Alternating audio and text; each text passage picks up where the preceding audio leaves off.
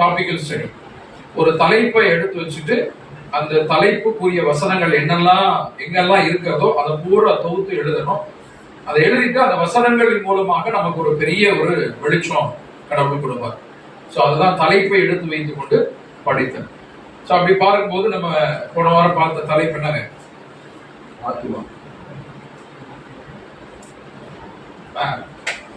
பார்த்த தலைப்பு என்னது? ஆத்மா.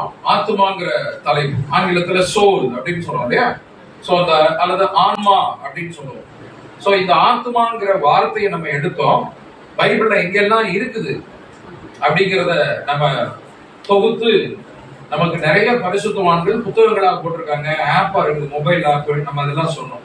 ஸோ இப்போ அதை நம்ம வந்து உட்கார்ந்து குரூப் ஸ்டடியா உட்காந்து ஆதியாமம் பிரதர் நீங்க எடுத்துக்கோங்க, யாத்திராம் நீங்க எடுத்துங்க, அதுல என்னென்ன ஆத்மாங்கிற வார்த்தை வசனம் எங்கெல்லாம் வருது உட்கார்ந்து எழுதுங்க அப்படின்னா ரொம்ப கஷ்டம் இல்லையா? அது நமக்கு டைம் ஆகும்.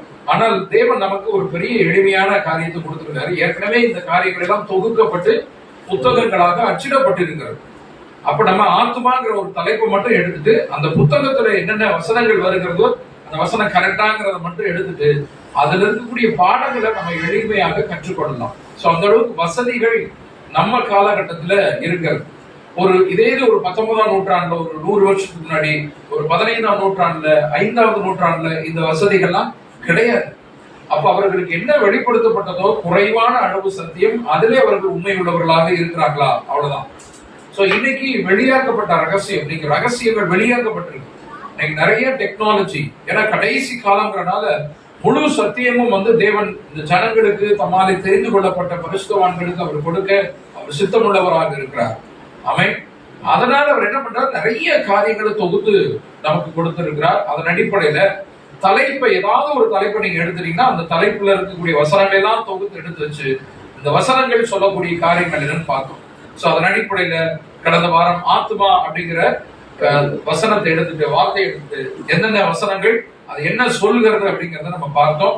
தயவு செய்து தாழ்மையான விண்ணப்பம், அந்த பாடத்தை கேட்காதவங்க அந்த பாடத்தை தயவு செய்து கேளுங்க.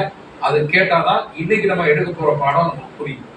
இன்னைக்கு பாடத்தை கேட்டவங்க அடுத்த வாரம் எடுக்க போற பாடத்தை புரியும். ஏன்னா இந்த மூன்றுமே தொடர்புடையது. நம்ம ஆரம்பத்திலே சொன்னோம், ஒன்று கொண்டு தொடர்புடைய பாடங்களாக இருக்கும். அதனால ஏதாவது ஒரு பாடம் மிஸ் ஆயிடுச்சுன்னா புரியவே புரியாது அப்படின்னு சொல்லிட்டு, சோ அதனால இந்த காரியங்களை சகோதரர் பார்த்துக்கங்க. யாராவது வர தவறியவர்கள் தானே ரெக்கார்டிங் கொடுத்து அவர்கள் புரிந்து கொள்வதற்காக தான் எளிமையா இருக்கு. இல்லடா என்ன புதுசா தெரியும், என்னடா வித்தியாசமா சொல்றாங்க அப்படின்னு சொல்லி. இப்ப போன வாரம் ஆத்மாவிலே நம்ம நிறைய ஷாக் ஆனோம். கரெக்டா வசனம் எப்படி எல்லாம் சொல்லுது அப்படிங்கிற வசனத்தை தான் நம்ம எடுத்து வச்சு காமிச்சோம். அது என்ன அர்த்தம் சொல்லுகிறது அப்படிங்கறத நம்ம வந்து பார்த்தோம். நான் பார்க்கிறேன். சரி, இப்ப இதை வைத்துக் கொண்டு நம்ம இன்னைக்கு பார்க்க போகிற தலைப்பு மரணம் என்கிற ஒரு தலைப்பு. மரித்தோர் எங்கே அப்படிங்கிற தலைப்பு. ஸ்கிரீனை நீங்க பாத்துக்கலாம். மரித்தோர் எங்கே அப்படிங்கிற தலைப்புல நம்ம வந்து வேர் ஆர் த டெட் நம்ம வந்து ஒரு பாடத்தை நம்ம தியானிக்க போறோம். சோ இதுக்கு நம்ம எடுத்துக்கொண்ட வார்த்தை வசனம் என்ன, வார்த்தை என்னன்னா மரணம் அப்படிங்கிற ஒரு வார்த்தை. இப்ப ஏன் இந்த பாடத்தை எடுத்தோம் அப்படின்னா போன வாரத்தினுடைய தொடர்ச்சி. போன வாரம் சோல், ஆன்மாங்கிறது என்ன அப்படின்னு நம்ம பார்த்தோம் இல்லையா? ரொம்ப தெளிவா ரொம்ப அங்க சொல்லப்பட்டிருக்குது. என்னது?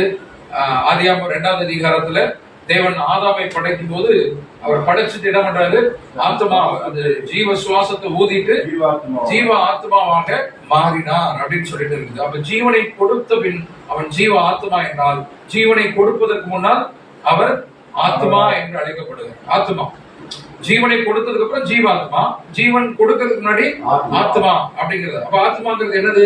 உயிர் இல்லாத ஒரு சரீரம், அதுதான் ஆத்மா அப்படின்னு பைபிள் சொல்லுது. அப்ப ஆத்மா அழியுமா அழியாதா இதெல்லாம் நம்ம பார்த்தோம். அப்ப இதனுடைய தொடர்ச்சியாக நீங்க ஆத்மா பார்ட் 2 பகுதி 2 தான் இன்னைக்கு மரணம்ங்கிறது என்ன, ஏன்னா நம்ம அதை பார்க்கணும். ஏன்னா உயிர், உடல், ஆன்மா அப்படிங்கிறதெல்லாம் நமக்கு ஒரு குழப்பம் இருக்கு. அப்ப அதோட தொடர்புடைய ஒரு பாடமாக நம்ம பார்க்கக்கூடியதான் இந்த மரித்தோர் அப்படிங்கிற ஒரு காரியத்தை குறித்து நம்ம பார்க்கிறோம். பொதுவா மரணம் அப்படின்னு சொன்னாலே யாருக்குமே பிடிக்காத ஒரு வார்த்தை இல்லையா? வெறுக்கக்கூடிய ஒரு வார்த்தையா இருக்கும். ஆனா இது இல்லாம நம்ம வாழ முடியுமா? இது தவிர்க்க முடியாத ஒரு நிகழ்வு. மனிதனாக பிறந்த ஒவ்வொருவருடைய வாழ்க்கையிலும் வரக்கூடிய ஒரு நிகழ்வு. ஆனால் இதை யாரும் விரும்புவதில்லை. இல்லையா? இதை கேட்டாலே ஒரு திகில் வருகிறது, ஒரு பயம் வருகிறது, ஒரு கலக்கம் வரக்கூடிய ஒரு சூழ்நிலையில தான் இந்த நிகழ்வு இருக்கிறது. ஆனால் இதை யாரும் தவிர்க்க முடியாது அப்படிங்கிறது நமக்கு தெரியும். சரி, இப்ப இதுல ஐநா சபைன்னு ஒண்ணு இருக்குது, யுஎன்ஓ அப்படின்னு ஒரு அமைப்பு இருக்குது. அந்த ஐநா சபையில வேர்ல்டு ஹெல்த் ஆர்கனைசேஷன், உலக சுகாதார அமைப்பு அப்படின்னு சொல்லிட்டு அவங்க ஒரு புள்ளி விவரம் சொல்றாங்க. அதை உங்களுக்கு சொல்லிட்டு அதுக்கப்புறம் பாடத்துக்குள்ள போற பாருங்க. வேர்ல்டு டெத் கிளாக் அப்படின்னு சொல்லிட்டு உலக மரண காரியங்களை குறித்து சொல்லப்படுது. அங்க இந்த உலகத்துல ஒரு வினாடிக்கு ஒரு நொடி, ஒரு செகண்ட் சொல்றோம் இல்லையா, ஒரு செகண்டுக்கு ஏறக்குறைய 1.25 பேர் இறக்கிறார்கள், 1.78 பேர் மறிக்கின்றார்கள். இந்த ஒரு செகண்ட் இப்படி கண்ணை மூடி கண்ணை திறக்கக்குள்ள ஒருத்தர் இறந்துடுறாரு. ஒரு நிமிடத்துக்கு 107 பேர் சாகுறாங்க. உலக சுகாதார அமைப்பு ஒரு புள்ளி விவரம் போட்டிருக்கு, இது கூகுள்ல இருந்து நீங்க பாத்துக்கலாம். ஒரு நிமிஷத்துக்கு 107 பேர். நீங்க வீட்டுல இருந்து புறப்பட்டு இங்க வரும்போது எத்தனை நிமிடங்கள் ஆயிடுச்சோ அத்தனை 107 நீங்க பெருக்கிக்கலாம். ஒரு நிமிடத்துக்கு 107 பேர்.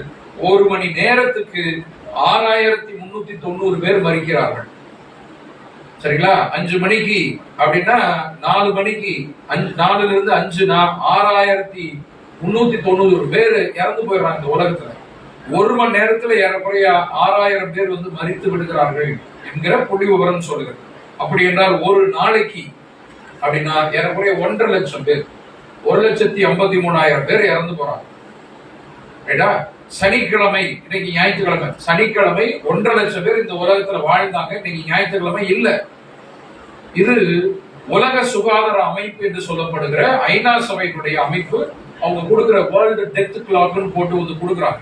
இது கூகுள்ல இருக்கு, நீங்க பார்த்தாலே தெரிஞ்சுக்கணும்.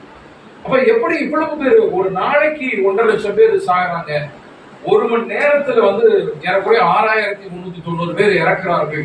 எப்படி அப்படின்னு பார்த்தோம்னா மரணங்களில் பல வகையான மரணங்கள் இருக்கு. கரு உருவானதுல இருந்தே பாத்தீங்கன்னா மரணம் ஸ்டார்ட் ஆயிடுது, ஆரம்பிச்சு. கரு உருவாகி நான் ஒரு 50 வருஷம் இருப்பேன், 100 வருஷம் இருப்பேன், யாராவது சொல்ல முடியுமா? சொல்ல முடியாது. கரு உருவான கருவே கலைஞ்சு போகுது, அது ஒரு டெத்து. கரு உருவாகி ஒரு 5 மாதம் 6 மாதம் ஆகி இறந்து, குழந்தைகள் இறந்து பிறக்கிறாங்க.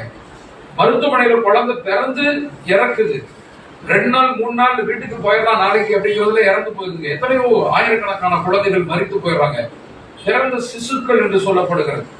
அடுத்து வீட்டுக்கு போனதுல இருந்து வீட்டுக்கு நேத்தாங்க வந்தாங்க, இன்னைக்கு இல்லைங்க. இதை நம்ம ஒவ்வொரு நாளும் கண்கூடாக உலகம் முழுவதும் இருக்கக்கூடிய நிலைகளை நம்ம பார்க்கும்போது குழந்தை கரு உருவான ஒரு நாளில் இருந்து மரணம்ங்கிறது எதிர்நோக்க வேண்டிய ஒரு சூழ்நிலையாக இருக்கிறது என்பார்கள். குழந்தை வளர்கிறது, பிள்ளையாகிறது, பெரியவனாகிறது, முதிய வயது, எப்பொழுது வேண்டுமானாலும் மரணம் வரும் என்கிற ஒரு நிலையில நம்ம பார்க்கணும். அதுல இயற்கையான மரணம் உண்டு, விபத்துக்கள் அதன் மூலம் வரக்கூடிய மரணங்கள் உண்டு, வியாதிகள் மூலம் நடக்கக்கூடிய மரணங்கள் உண்டு, போர்கள் மூலம் கொத்துக்கொடுக்கான ஜனங்கள் சாகிறார்கள், அழிவு, இந்த மாதிரி பேரழிவுகள், சுனாமி போன்ற பேரழிவுகள். 1.5 லட்சம் பேர் இறந்து போறாங்க சுனாமில இல்லையா? கடந்த முறை சுனாமில 1.5 லட்சம் பேர் இறந்து போறாங்க உலகம் முழுவதும்.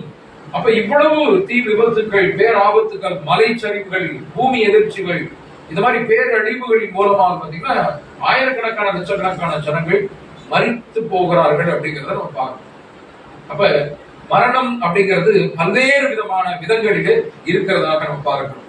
இன்னொரு புள்ளி விவரம் நீங்க பாத்தீங்கன்னா அதே ஐநா சபையில அந்த வேர்ல்டு ஹெல்த் ஆர்கனைசேஷன், உலக சுகாதார அமைப்பு சொல்லுகிறது எந்தெந்த வியாதிகளில் இந்த மரணம் வருகிறது அப்படின்னு பார்த்தோம்னா முதல்ல நம்பர் 1ல இருக்கிறது கேன்சர் வியாதி. இன்றைக்கு பாத்தீங்கன்னா ஒரு வருடத்துக்கு 10 லட்சம் பேர் இறந்து போகிறாங்க. ஒரு வருஷத்துக்கு சராசரியாக உலகத்துல 10 லட்சம் பேர் இறந்து போடுறாங்க அப்படிங்கிறாங்க. அடுத்ததாக 2வது மிக முக்கியமான ஒரு வியாதியாக இருதய சம்பந்தப்பட்ட வியாதி, கார்டியோ சம்பந்தப்பட்ட வியாதி. இருதய சம்பந்தப்பட்டதுல 20 லட்சம் பேர் ஒரு வருஷத்துக்கு இறந்து போகிறார்கள். அடுத்து 3வதாக ஆக்சிடென்ட்ஸ், விபத்துக்கள், சாலை விபத்துக்கள். அதுல பாத்தீங்கன்னு சொன்னா 4.5 லட்சம் பேர் ஒரு வருடத்துக்கு இறந்து போகிறார்கள். அடுத்து ட்ரக்ஸ், போதை மருந்துகள். இதுல பாத்தீங்கன்னா 60 லட்சம் பேர் ஒரு வருஷத்துக்கு இறந்து போறாங்க. ஸ்மோக்கிங்னாலே பாத்தீங்கன்னா 60 லட்சம் பேர் ஒரு வருடத்துக்கு இறக்குறாங்க உலகம் முழுவதும் அப்படின்னு பாருங்க. அடுத்தது டிசீசஸ், வியாதிகள். பெரும் வியாதிகள் என்று சொல்லப்படுகிற டெங்கு, மலேரியா, சிக்கன்குனியா போன்ற இந்த கொள்ளை நோய்களின் மூலமாக crores, வருடக்கணக்கில் ஒரு வருஷத்துக்கு பார்த்தீங்கன்னா கோடிக்கணக்கான ஜனங்கள் இறந்து போகிறார்கள். நமக்கு தெரியும் என்னது கொரோனா டிசீஸ் நம்ம காலகட்டத்தில் வந்த மிகப்பெரிய ஒரு கொள்ளை நோய் இல்லையா? அப்ப இது போல கொள்ளை நோய்களின் மூலமாக ஜனங்கள் கொத்து கொத்தாக மடிக்கிறார்கள், லட்சக்கணக்கில் கோடிக்கணக்கில் இறந்து போறாங்க என்று அந்த புள்ளி விவரம் சொல்லுகிறது. இப்ப இதுல மனிதனுக்கு தீங்கு விளைவிக்கக்கூடிய மிக முக்கியமான ஒரு உயிரினம் அப்படின்னு ஒண்ணு சொல்றாங்க. மனிதனுக்கு தீங்கு விளைவிக்கக்கூடிய மிக முக்கியமான ஒரு உயிரினம், த மோஸ்ட் டெட்லியஸ்ட் ஒரு உயிர் அப்படின்னு சொல்லி பார்த்தோம்னா அது என்ன? மனிதனுக்கு இந்த ஒரு உயிரினால ஜனங்கள் கொத்து கொத்தாக சாகிறார்கள் அப்படின்னா அது கொசு. மனிதனுக்கு மிகப்பெரிய எதிரி என்ன அப்படின்னு சொன்னா கொசு தானா. நான் யார் தெரியுமா, நான் யார் தெரியுமா அப்படிமா திருவண்ணு கொசுவுக்கு பதில் சொல்லு அப்படின்னு சொல்லிட்டு தேவன் ஒரு இதை வச்சிருக்காரு நமக்கு முன்னாடி. அது பாட்டுக்கு அப்படியே வரணும், ஈன்னு போயிட்டே இருக்கும். ஒரு கொசுவுக்கு பதில் சொல்ல முடியாது. எப்படி அப்படின்னு பாத்தீங்கன்னா பாருங்க, அந்த கொசு நமக்கு டெங்கு காய்ச்சல் வந்தது இல்லையா ஒரு காலத்துல, இந்தியா முழுக்க டெங்கு, உலகம் முழுக்க டெங்கு காய்ச்சல். அப்ப ஜனங்கள் ஆயிரக்கணக்கான பேர் இறந்து போறாங்க. சிக்கன் குனியாவில இருந்து மலேரியாவில இருந்து எல்லாம் கொசுவினாலதான் இந்த வியாதி வந்தது. ரைட்டா? இந்த கொசுவினாலதான் கொசு காய்ச்சல், கொசு கடிச்சு அது மூலம் வரக்கூடிய காய்ச்சல். இப்ப இந்தியாவில் என்ன ஆயிடுச்சுன்னு சொன்னா, இந்த டெங்கு ஃபீவர் உலகம் முழுவதும் இருக்கக்கூடிய அந்த காலகட்டத்துல இந்தியாவில் ஜார்க்கண்ட் அப்படின்னு ஒரு மாநிலம் இருக்கு. நம்ம டோனி MS டோனி அவருடைய ஸ்டேட் இல்லையா, ஜார்க்கண்ட் மாநிலம். அதுல பொக்காரோ அப்படின்னு ஒரு மாவட்டத்துல டெங்கு ஃபீவர், டெங்கு காய்ச்சல் இந்தியா முழுக்க ஜனங்கள், பிள்ளைகள் எல்லாம், வயதானவர்கள் எல்லாம் இறந்து கொண்டிருக்கிறது. அந்த சூழ்நிலையில மஸ்கிட்டோ கார்டுன்னு ஒண்ணு பண்றாங்க. மஸ்கிட்டோ கார்டு என்ன கார்டு? கொசு கடவுள். ஏற்கனவே 30 முக்கோடி, இது ஒண்ணு மஸ்கிட்டோ கார்டு. இது பேப்பர்ல வந்த நியூஸ், கூகுள்ல இருக்கு, நீங்க பாத்தீங்கன்னா தெரியும். ஜார்க்கண்ட் மாநிலத்துல இந்தியாவுல இந்த பொக்காரோ அப்படிங்கிற மாவட்டத்துல கொசுவுக்கு ஒரு சிலையை செஞ்சு, இந்த பாருங்க தெரியுதா, ஒரு கருக்கடல்ல அதுக்கு முன்னாடி மாலை போட்டிருக்காங்க. சிலை செஞ்சு அதுக்கு பூஜையெல்லாம் செஞ்சு பிரேயர்லாம் நடந்தது, இந்தியாவில் நடந்தது. கொசு கடவுள். ஏன் அப்படின்னா பயம். கொசுவை போய் யாராவது கும்பிடுவாங்க? ஏன்னா ஒரு காலத்துல அவ்வளவு பயம் இருந்தது. கரெக்டுங்களா? கொசுவுக்கு அவ்வளவு பயம் இருந்தது. மருந்து இல்ல என்கிற ஒரு சூழ்நிலை வரும் பொழுது இந்த உயிரினத்தை பார்த்து உலகமே நடுங்கி கொண்டிருந்தது. மலேரியா டைம்ல எல்லாம், சிக்கன் குனியா அந்த டைம்ல பாத்தீங்கன்னா அவ்வளவு கொசுவுக்கு உலகமே நடுங்கி கொண்டிருந்தது. கொரோனாவுடைய முதல் அலையில எவ்வளவு பயம் இருந்துச்சு நமக்கு இல்லைங்களா? 2வது அலை 3வது அலை போது சகஜமா நம்ம எல்லாரும் ஷேர் ஆட்டோல 10 பேர் ஏறி உட்காந்து போயிட்டு தான் இருந்தோம். ஆனா முதல் அலையில ஒரு ஆட்டோல ஒருத்தர் கூட போக மாட்டேங்கிறோம். ஆட்டோ டிரைவர் வந்துச்சுன்னா நாங்க என்ன பண்றது, அப்படி நடந்தாவது போயிடணும் அப்படின்னு. அப்ப அந்த மாதிரியான ஒரு சூழ்நிலைக்கு தான் இந்த கொசு கடவுள் மஸ்கிட்டோ கார்டுன்னு, ஏன்னா உயிர் மேல அவ்வளவு பயம். உயிர் போனால் வராது. கை போச்சு, கால் போச்சு, தலையில அடிபட்டுச்சு, ஏன் இருதயமே போச்சு அப்படின்னாலும் செயற்கையா இருதயம் பொருத்தி மனிதன் உயிர் வாழ்ந்துடும். ஆனால் உயிர் போயிருச்சு அப்படின்னா ஒண்ணுமே செய்ய முடியாது. அதனால பயம். அந்த பயத்தின் விளைவாக தான் பாத்தீங்கன்னா இவ்வளவு கொசு கடவுள் என்று புத்திக்கு எட்டாத ஒரு காரியமாக இருந்தாலும் எடுத்து வைத்து அதை கும்பிடுறாங்க.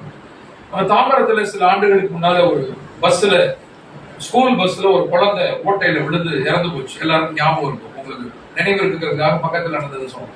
ஸ்கூல் பஸ் போய்கிட்டு இருக்குது, டிரைவர் சீட்டுக்கு பின்னாடி 2வது சீட்டோ 3வது சீட்டையோ கீழே ஒரு ஓட்டை இருந்தது. அந்த ஓட்டையை அடைக்காம மேல ஒரு பலகை மட்டும் போட்டுட்டு ஸ்கூல் பஸ் ட்ரிப் எடுத்துட்டு போயிருக்காங்க.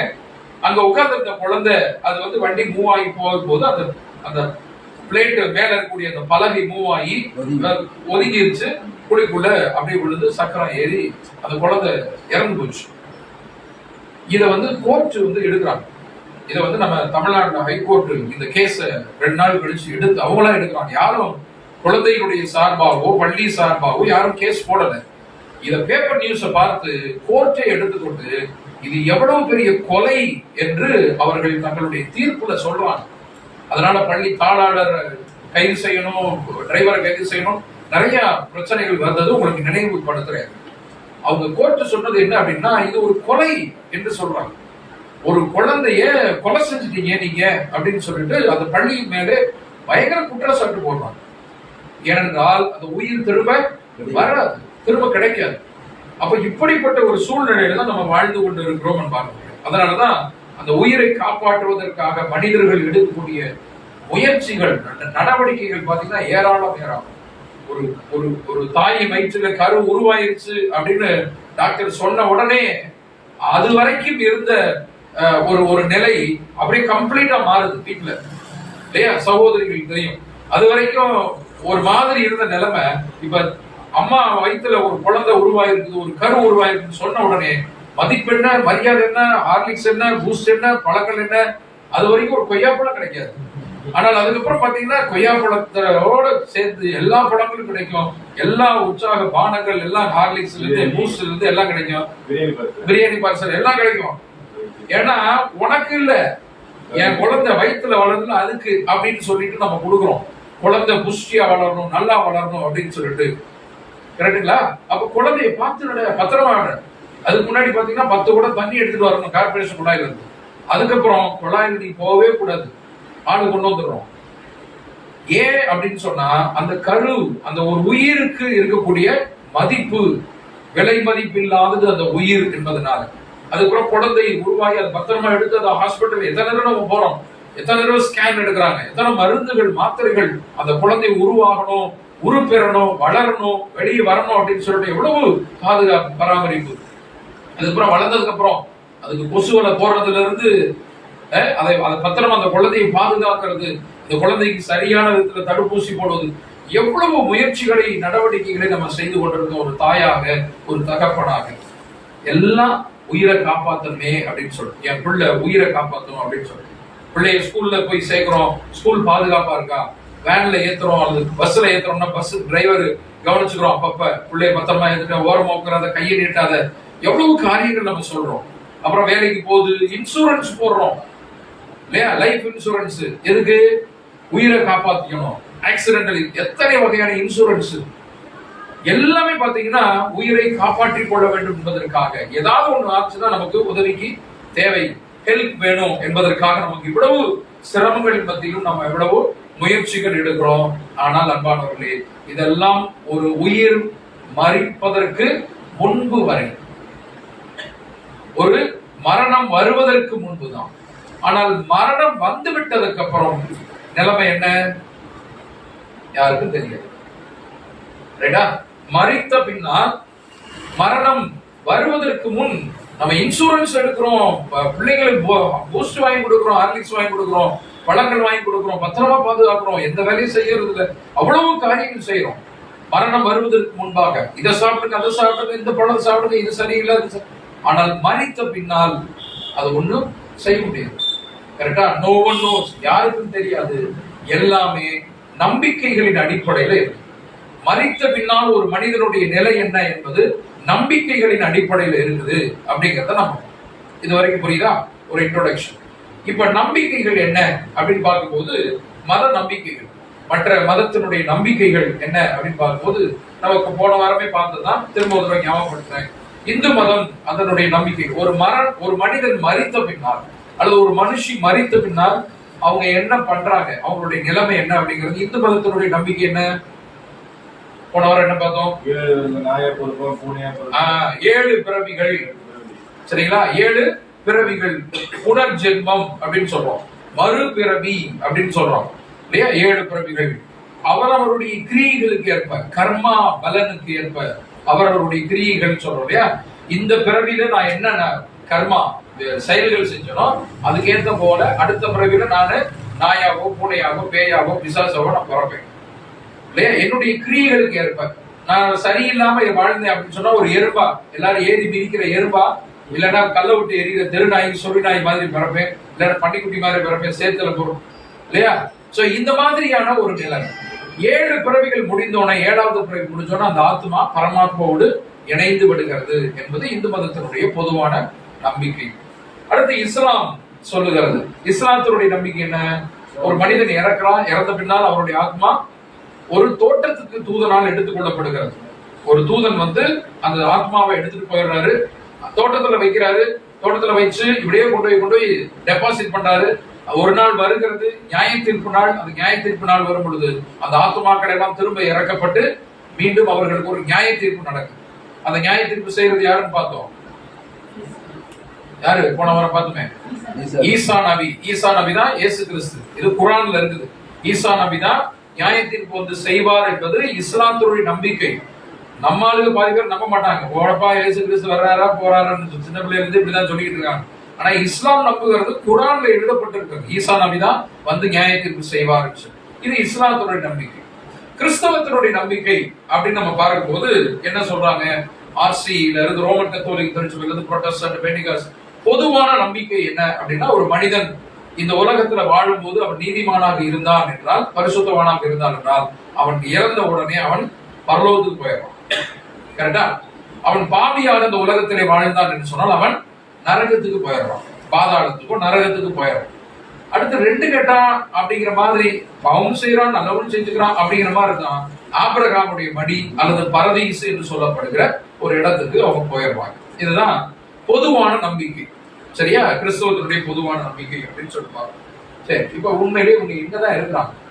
மரித்தவர்கள் எங்கே இருக்கிறார்கள் நம்ம பார்க்கணும் இல்லையா? பைபிள் என்னதான் சொல்லுது அப்படிங்கிறத பார்க்கறதுக்கு முன்னாடி முதல்ல மரணம்னா என்ன அப்படிங்கறத தெரிஞ்சுக்கிட்டோம்னா மரித்தவர்கள் எங்க இருக்கிறாங்க அப்படிங்கறத நமக்கு எளிமையா புரியும். இப்ப நம்ம முதல்ல என்ன பார்க்க போறோம்? What is death? மரணம் என்பது என்ன அப்படிங்கறத நம்ம பார்க்கணும். மரணம் என்பது என்ன அப்படின்னு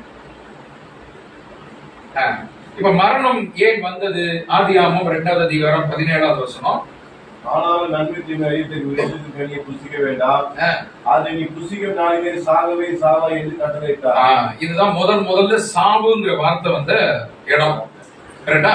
இப்ப இது ஏதேன் தோட்டத்துல நடந்த ஒரு நிகழ்ச்சி, நமக்கு நல்லா தெரியும். இப்ப அங்க சொல்றாரு, தேவன் சொல்றாரு, கர்த்தர் சொல்றாரு, ஆதாம் பார்த்து சொல்றாரு, நீ நன்மை தீமை அறியத்தக்க விருட்சத்தின் கனியை புசிக்க வேண்டாம், புசிக்கும் நாளிலே சாவாய், சாகவே சாவாய் அப்படின்னு சொல்லிட்டு. அதே 3வது அதிகாரம் 17ல இருந்து 19 வரை வாசிப்போம். 3வது அதிகாரம் 17ல இருந்து 19. பின்பு அவர் ஆதாமை நோக்கி, நீ பூமியிலிருந்து எடுக்கப்பட்டபடியால் நீ பூமிக்கு திரும்ப மட்டும் உன் முகத்தின் வேர்வையால் ஆகாரம் புசிப்பாய், நீ மண்ணாய் இருக்கிறாய் மண்ணுக்கே திரும்புவாய் என்றார். மண்ணாய் இருக்கிறாய் மண்ணுக்கே திரும்புவாய். கரெக்டுங்களா? அதாவது அந்த சாம்பல் புதன் வச்சுட்டு கொண்டாடி இருக்காங்க, அததான் சொல்லி பண்ணுவாங்க. மண்ணாய் இருக்கிறாய் மண்ணுக்கு திரும்புவாய்ங்கிறதுக்கு அடையாளமா சாம்பல் வைக்கிறோம் அப்படின்னு சொல்லி. சரி, இப்ப மண்ணாக இருக்கிறாய் மண்ணுக்கு திரும்புவாய் அப்படின்னா மரிப்பாய் அப்படின்னு சொல்லிட்டு அங்க வந்து தேவன் கர்த்தர் என்ன பண்றாரு? ஆதாமுக்கு அவர் சொல்றாரு அப்படிங்கிறத பார்க்கணும். இது ஏன் வந்தது அப்படின்னா பாவம் இல்லையா? மரணம் ஏன் வந்தது அப்படின்னா பாவத்தினால மரணம் வந்தது அப்படின்னு சொல்லி நமக்கு அழகா ரோமர் 5:12 ஒரு வசனம் உண்டு. ஒரே மனுஷனாலே பாவமும் பாவத்தினாலே மரணமும் வந்தது அப்படின்னு சொல்லி ரோமர் 5:12 நீங்க எழுதிக்கலாம். ஒரே மனுஷனாலே பாவமும் பாவத்தினாலே மரணமும் வந்தது அப்படின்னு சொல்லிட்டு. பாவத்தினாலதான் மரணம் வந்தது. கரெக்டா? பாவம் செய்யலைன்னா மரணம் இருந்திருக்குமா? மரணம் இருந்திருக்காது. இன்னைக்கும் ஆதாம் எவ்வளவு உயிரோடு இருந்திருப்பாங்க. நம்ம போய் பார்க்கலாம். இன்னைக்கு ஆபிரகாமும் நோவால இருந்து எல்லாரும் இருந்திருப்பாங்க. பரிசுத்தவான்கள் எல்லாரும் இருந்திருப்பாங்க. இன்னைக்கு நீங்க யார் வேற போய் பார்க்கணும்னு நினைக்கிறாங்களோ அவங்களெல்லாம் நீங்க போய் பார்க்கலாம். பரிசுத்தவான்கள் யாரையாவது பார்க்கணுமா? இல்ல அந்த பாவியை நான் பார்க்கணும் அப்படின்னு சிலர் மைண்ட்ல வச்சிருக்கோம். எல்லாரும் உயிரோட தான் இருந்திருப்பாங்க. அப்ப பாவம்ங்கிற ஒரு விஷயம் உள்ள வந்ததுனாலதான் மரணம் வந்தது. அப்ப கடவுள் அங்க தெளிவா சொல்லிட்டாரு, நீ புசிக்கும் நாளிலே சாவாய், நீ சாப்பிட்டேன்னா செத்து போயிருவப்பா அப்படின்ட்டாரு. அவர் ரொம்ப தெளிவா சொல்லிட்டாரு. சொல்லல எனக்கு தெரியாதுல்ல அப்படின்னு சொல்ல முடியாது. கரெக்டுங்களா? அதுதான் நம்ம நிறைய பேர் சொல்றாங்க எனக்கு தெரியாது அப்படின்னு. இல்ல, ஏற்கனவே சொல்லப்பட்டது. ஏற்கனவே நமக்கு சொல்லப்பட்டது. பாருங்க, ஆதாமுக்கு ஏற்கனவே சொல்லப்பட்டது பாவம். அப்ப அதனாலதான் ரோமர் 6:23 பாவத்தின் சம்பளம் மரணம். The salary, the wages of sin is death. சம்பளம் பாவம் என்கிற ஒரு கிரியை, ஒரு செயல், ஒரு ஒர்க்கு நடந்துருச்சு. அதுக்கான சம்பளம் என்ன அப்படின்னா மரணம். சம்பளம் வாங்கியாச்சு, எல்லாரும் சம்பளம் வாங்குறோம். ஏன்னா எல்லாரும் அந்த வேலையை செய்யறோம். உழைப்புக்கு எடுத்த சம்பளம், பாவத்துக்கு எடுத்த சம்பளம். எல்லாரும் அந்த வேலையை செய்யறோம். எந்த வேலையை செய்யறோம்? இல்ல, முதல் வார்த்தை எல்லாருமே பாவம் இல்லையா? எல்லாருமே பாவிகள், நீதிமான் ஒருவனும் இல்லை. போன வாரம் பார்த்தோம். அப்ப எல்லாரும் பாவம் என்கிற செயலை செய்கிறபடினாலே அந்த செயலுக்கு ஏற்ற ஒரு கூலியை கடவுள் கொடுக்கிறாரு, சம்பளத்தை கொடுக்கிறாரு. அதுதான் மரணம். ஆதாம் தானே தப்பு செஞ்சாரு, நான் என்ன தப்பு செஞ்சேன் அப்படின்னு சொல்ல முடியுமா யாராவது? எல்லாரும் பாவிகளாக இருக்கிறோம், ஒட்டுமொத்தமாக எல்லாரும் பாவிகளாக இருக்கிறோம். தாவீது சொல்றார், நான் பிறக்கும் போதே துர்க்குணத்தில் உருவானேன், பாவத்திலே கற்பம் தரித்தாள், நான் பிறக்கும் போதே நான் பாவி அப்படின்ட்டு எல்லாருமே அப்படியே. அதனால்தான் ஒட்டுமொத்த மனுக்குலத்துக்குள்ளாகவும் இந்த மரணம் வருகிறது அன்பானவர்களே. சோ பாவம் என்கிற ஒரு நிலை வந்ததுக்கு பின்னால் மரணம் என்கிற ஒரு தண்டனை இந்த உலகத்துக்கு வருகிறது, வந்தது அப்படின்னு சொல்லிட்டு பாக்குறோம். அதனாலதான் பாவத்தின் சம்பளம் மரணம் என்று சொல்லுகிறோம். 1 கொரிந்தியர் 15:22, 1 கொரிந்தியர் 15:22, ஆதாமுக்குள் எல்லோரும் மரிக்கிறது போல கிறிஸ்துவுக்குள் எல்லோரும் உயிர்ப்பிக்கப்படுவார்கள். ஆதாமுக்குள் எல்லோரும் மரிக்கிறோம், எல்லோரும் மரிக்கிறோம். ஆதாமுக்குள் பிறக்கிற எல்லா மனுக்குலமும் எல்லா உயிரினமும் மரிக்கிறது. சரிங்களா? எல்லா உயிரினங்களும் மரிக்கிறது அப்படின்னு சொல்லிட்டு பாக்குறோம். இப்ப இதுல முதல் மரணம் யாருங்க? ஆதாமா. The first death recorded in the Bible. முதல் மரணம் ஆபேல். சரிங்களா? முதல் மரணம் வந்து யாரு? ஆபேல். 4வது அதிகாரம் 8வது வசனத்துல இருக்குது. ஆபேல் தான் முதல் மரணம் அங்க நம்ம பார்க்கிறோம். இப்ப இங்க ஆரம்பிச்சது ஆபேல் இருந்து ஆரம்பிச்சு இன்றைக்கு வரைக்கும் ஒரு செகண்டுக்கு 1.5 ஏறக்குறைய 1.73 பேர் இறந்து போறாங்க அப்படின்னு நம்ம பாக்குறோம். அப்ப மரணம் தொடர்கதையாக அது இருக்கிறது அப்படின்னு சொல்லி பாக்குறோம். இது ஆபேல் இருந்து ஆரம்பித்தது இன்று வரை போகிறது. இயேசு கிறிஸ்து மரித்தாரா? கர்த்தரும் மரித்தார். ஏன்னா ஒட்டுமொத்த பாவமும் அவர் தூக்கி சுமந்தபடினாலே பாவத்தின் சம்பளம் மரணம்னு ஒரு ரூல் போட்டாச்சு. அது சீஃப் மினிஸ்டருக்கு அதுதான், பிரைம் மினிஸ்டருக்கு அதுதான், சன் ஆஃப் காடுக்கு அதுதான், தேவகுமாரனுக்கு அதுதான். ஏன்னா எழுதினது, சட்டம் எழுதினது பரலோகம் எழுதிருச்சு. எனக்கு மட்டும் கிடையாது, நான் சைட் ரூட்ல போருவேன், ராங் ரூட்ல எடுத்து நான் போயிருவேன் அப்படின்னு நம்ம பண்ற மாதிரிலாம் அவர் பண்ண முடியாது.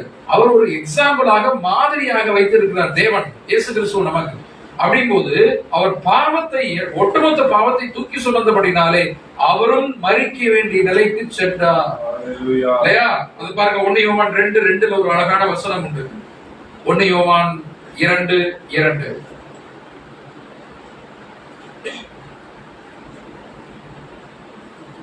நம்முடைய பாவங்களை நிவர்த்தி செய்கிற கிருபாதார பலி அவரே. நம்முடைய பாவங்களை நிவர்த்தி செய்கிற கிருபாதார பலி அவரே. நம்முடைய பாவங்களை மாத்திரமல்ல, சர்வலோகத்தின் பாவங்களையும் நிவர்த்தி செய்கிற பலியா இருக்கிறார். நம்முடைய பாவங்களை நிவர்த்தி செய்கிற கிருபாதார பலி. எபிரேயர் 2வது அதிகாரம் 9வது வசனம், அவர் மரணத்தை ருசி பார்த்தார் என்று சொல்லுகிறது. 2:9 அவர் மரணத்தை ருசி பார்த்தார். தேவதூதரிலும் சற்று சிறியவராக படைக்கப்பட்டிருந்த அவர் மரணத்தை ருசி பார்த்தார், டேஸ்ட் பண்ணி பார்த்தாராம். 2:9. சரியா? மரணத்தை ருசி பார்த்தார். இயேசு கிறிஸ்துவும் மரித்தார். ஏனென்றால் இயேசு கிறிஸ்துவும் அந்த நேரத்திலே பாவியானார் பார்க்கிறோம். ஒட்டுமொத்தத்தினுடைய பாவம் அவருக்குள்ளாக இறங்கினபடினாலே அவரும் பரலோகத்தினுடைய விதிமுறைக்கு அவரும் விலக்கல்ல என்பதை நிரூபித்து விட்டு, எழுதுனது நான் தான், ஆனால் நான் எஸ்கேப் ஆக விரும்பல, நானும் மரிக்கிறேன். ஏன்னா ரூல் வந்து ஃபார் ஆல், எல்லாருக்கும் சமம், சட்டத்தின் முன் அனைவரும் சமம்னு அவர் நிரூபித்து காட்டிவிட்டு போனார் நம்முடைய ஆண்டவர். சரிங்களா? இது மரணம் இப்படி வருகிறது. சரி, மனிதன் மரிப்பது கடவுளுக்கு பிரியமா இருந்துச்சா? தேவனுக்கு பிரியமான ஒரு காரியமா மனிதன் மரிப்பது? இல்லை. ஏனென்றால் அவர் ஜீவ விருட்சத்தின் கனியை தோட்டத்துல வச்சிருந்தார். அது என்னது ஜீவ விருட்சத்தின் கனி? சாகாமல் இருப்பதற்கான யுக்தி. அந்த கனியை சாப்பிட்டா சாக மாட்டேன். கரெக்டா? அதான் ஜீவ விருட்சத்தின் கனி. வெளிப்படுத்தின விசேஷத்தை வாசிக்கிறோம். அப்ப ஜீவ விருட்சத்தின் கனியை ஏன் மனிதனுக்கு கொடுக்கணும்? அவன் எப்பொழுதும் அனுதினமும் அதை சாப்பிட்டோ அல்லது மாதம் ஒருவரை சாப்பிட்டோ அவன் நித்திய காலமாக அவன் என்றென்றைக்கும் உயிரோடு இருக்க வேண்டும் என்பதுதான் தேவனுடைய திட்டம். ஆனால் பாவம் உள்ள வந்துருச்சு. நாம செய்த சில சேஷ்டைகள், அதனால என்ன ஆயிடுச்சு? உள்ள வந்து. அப்ப மனிதன் மரிக்க வேண்டும் என்பது தேவ விருப்பம் அல்ல, தேவ சித்தம் அல்ல. தேவன் அதை பிளான் பண்ணல, தேவன் திட்டம் பண்ணல. தேவனுக்கு விரும்பாத ஒரு காரியம். சொல்றாரு, சாப்பிடாத அங்க போயிடாத அப்படிங்கிறது, சாப்பிடாத செத்து போயிருவே அப்படின்னு சொல்லிட்டு. கரெக்டா? நீ இதை சாப்பிடலன்னா என்றென்றைக்கும் உயிரோடு இருப்பாய். ஆனால் மனிதன் என்ன பண்றான்? ஏமாற்றப்பட்டான், வஞ்சிக்கப்பட்டான். அதனால் மொத்த பூமியும் சபிக்கப்பட்டு போனது. இப்ப மொத்த பூமியும் சபிக்கப்பட்டதுனால என்ன ஆயிடுச்சு? இந்த சபிக்கப்பட்ட பூமியிலே வாழக்கூடிய அத்தனை உயிரினங்களும் மரணம் மரணம் என்கிற ஒரு நிலைக்குள்ள போய் தான் ஆகணும் அப்படிங்கிற ஒரு நிலைமை. கொஞ்சம் யோசிச்சு பாருங்களேன். மரணம் இல்லாத ஒரு நிலை அப்படிங்கிறது கேட்கறதுக்கு சந்தோஷமா இருக்கும். ஆனா ஹிட்லர் வந்து சாகாம இருந்திருந்தா எப்படி இருக்கும்? ஒசாமா பின் லாடன் மரணமே இல்ல, ஒசாமா பின் லாடன் இருக்கிறாரு அமெரிக்கா இல்ல. சந்திர கடத்தல் வீரப்படல இருந்து ஆட்டோ சங்கர்ல இருந்து இப்படியே யோசிச்சு பாருங்களேன்.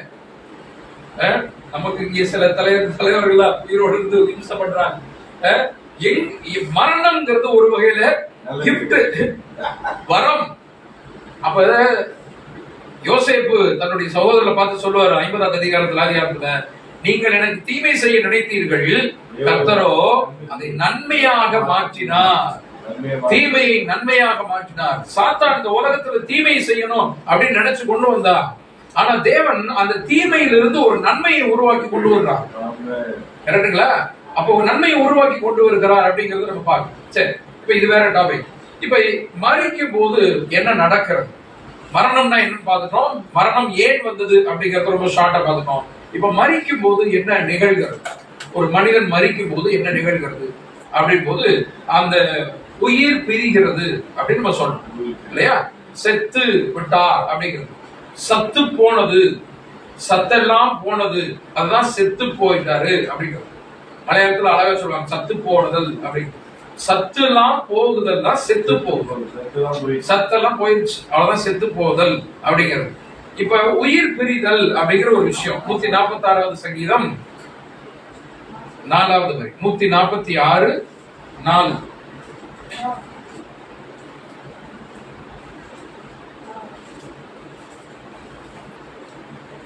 மின்னல்களை வரவிட்டு சத்துருக்களை சிதறடியும். 46. அவனுடைய ஆவி பிரியும், அவன் தன் மண்ணுக்கு திரும்புவான். அந்நாளிலே அவன் யோசனைகள் அழிந்து. அவனுடைய ஆவி பிரியும், தன் மண்ணுக்கு திரும்புவான். ஏனென்றால் மனிதனை நீ மண்ணாக இருக்கிறாய், மண்ணுக்கு திரும்புவாய். ஏற்கனவே ஏதேன் தோட்டத்துல ஆதாம்கிட்ட சொல்லிட்டார். அப்ப உயிர் மரணம்ங்கிறது என்னது?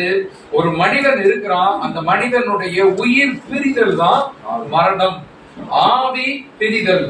அப்ப மனிதனுடைய ஆவி பிரிகிறது, அவன் தன் மண்ணுக்கு திரும்புகிறான். ஏன் மண்ணுக்கு திரும்புகிறான்? மண்ணுல இருந்து தான் அவன் உருவாக்கப்பட்டான். கரெக்டுங்களா? லோன் வாங்கி இருக்கிறோம் பேங்க்ல இருந்து, நம்ம அதை கொண்டே கொடுக்கணும். எது பேங்க்? மண்ணு தான் பேங்க். பேங்க்ல இருந்து நம்ம லோன் வாங்கி தான் இப்ப வாழ்ந்துட்டு இருக்கோம்.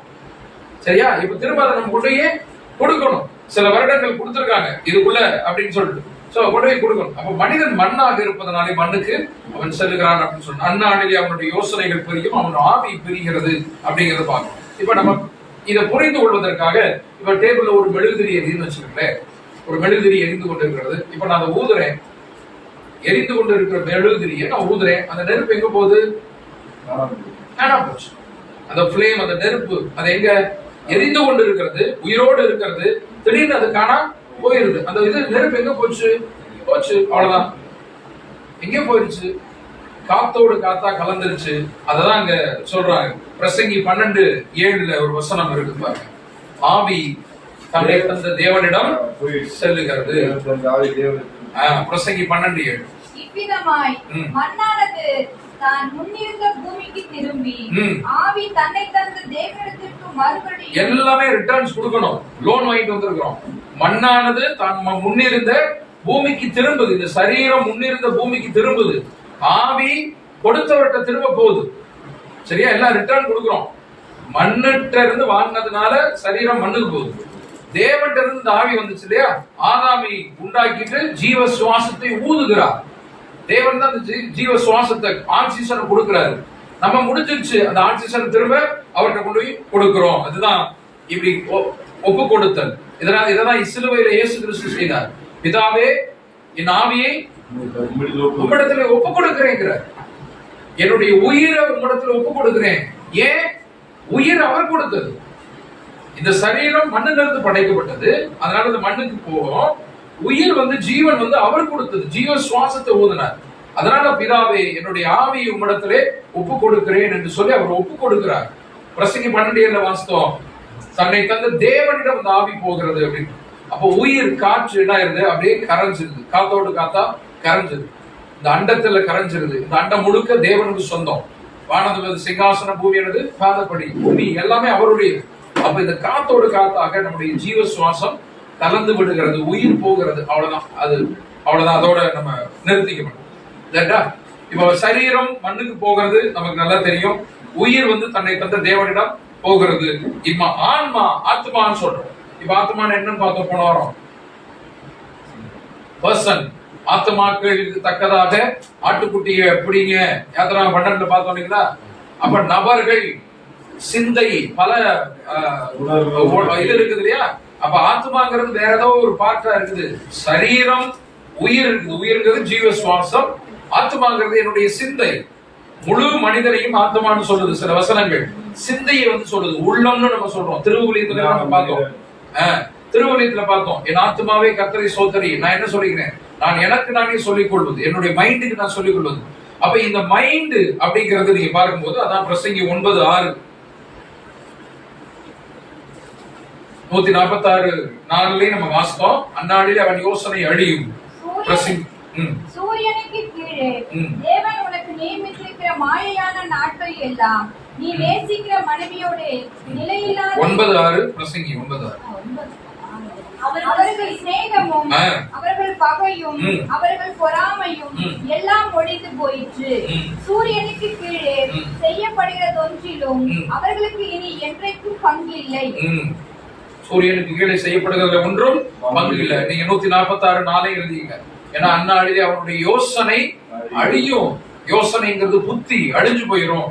அப்ப ஒருவனும் தன்னுடைய ஆத்மா அழியாதபடி அதை காக்க கூடாதே. சங்கீதம் 22 நம்ம பார்த்தோம், 22:29. சங்கீதம் 22:29 ஒருவனும் தன்னுடைய ஆத்மா அழிஞ்சு போகாம பாதுகாக்க முடியாது. ஆத்மா அழியுங்கிறார். அததான் பார்த்தோம் இல்லையா? ஆத்மா அழியும், பாவம் செய்கிற ஆத்மாவே சாகும் அப்படின்னு பார்த்தோம். அப்ப அததான் இங்க 146:4 சங்கீதத்துல சொல்றது. யோசனை அழியும், ஆத்மா அழிஞ்சு போயிரும் அப்படிங்கறத அங்க சொல்லப்படுகிறதாக நம்ம புரிந்து கொள்கிறோம் பார்க்கணும். சோ இதான் மரிக்கும் போது நடக்கக்கூடிய ஒரு மரணம்னா என்னன்னு பார்த்தோம். மரணம் ஏன் வந்ததுன்னு பார்த்தோம். மரிக்கும் போது மனிதனுடைய நிலை என்ன அப்படின்னு பார்த்தோம். சரியா? ஒரு இப்ப இந்த ஆத்மா சாகிறது, உயிர் பிரிகிறது அப்படின்லாம், மரணம் வருகிறது ஒரு மோசமான ஒரு நிகழ்ச்சி தான். ஒவ்வொரு வீட்டிலும் ஒரு துக்கத்தை ஏற்படுத்தக்கூடிய எது வரைக்கும் அப்படின்னு ஒரு டைம் இருக்கு. எது வரைக்கும் இந்த மரணம் இந்த பூமியில இருக்கும் அப்படின்னா யோவான் 11:24. யோவான் 11:24 ஸ்கிரீனை பார்க்கல. அதற்கு மார்த்தாள், உயிர் தெழுதல் நடக்கும் கடைசி நாளிலே அவனும் உயிர் தெழுந்திருப்பான் என்று அறிந்திருக்கிறேன்.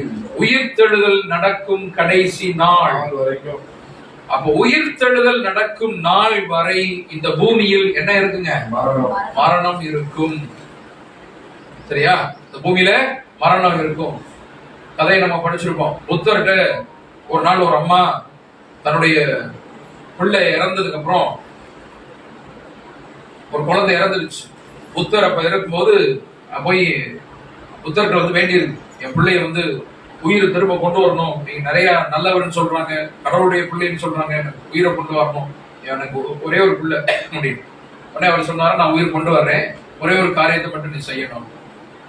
செய்யறேன், என் பிள்ளைக்காக என்ன வேணாலும் செய்யறேன். அந்த அம்மா சொல்லுச்சு, போய் ஏதாவது ஒரு வீட்டுல போய் கடுகு வாங்கிட்டு வா, கடுகு வாங்கிட்டு வா, அந்த கடுகு வச்சுதான் நான் உன் பிள்ளைக்கு உயிர் கொடுக்கணும்.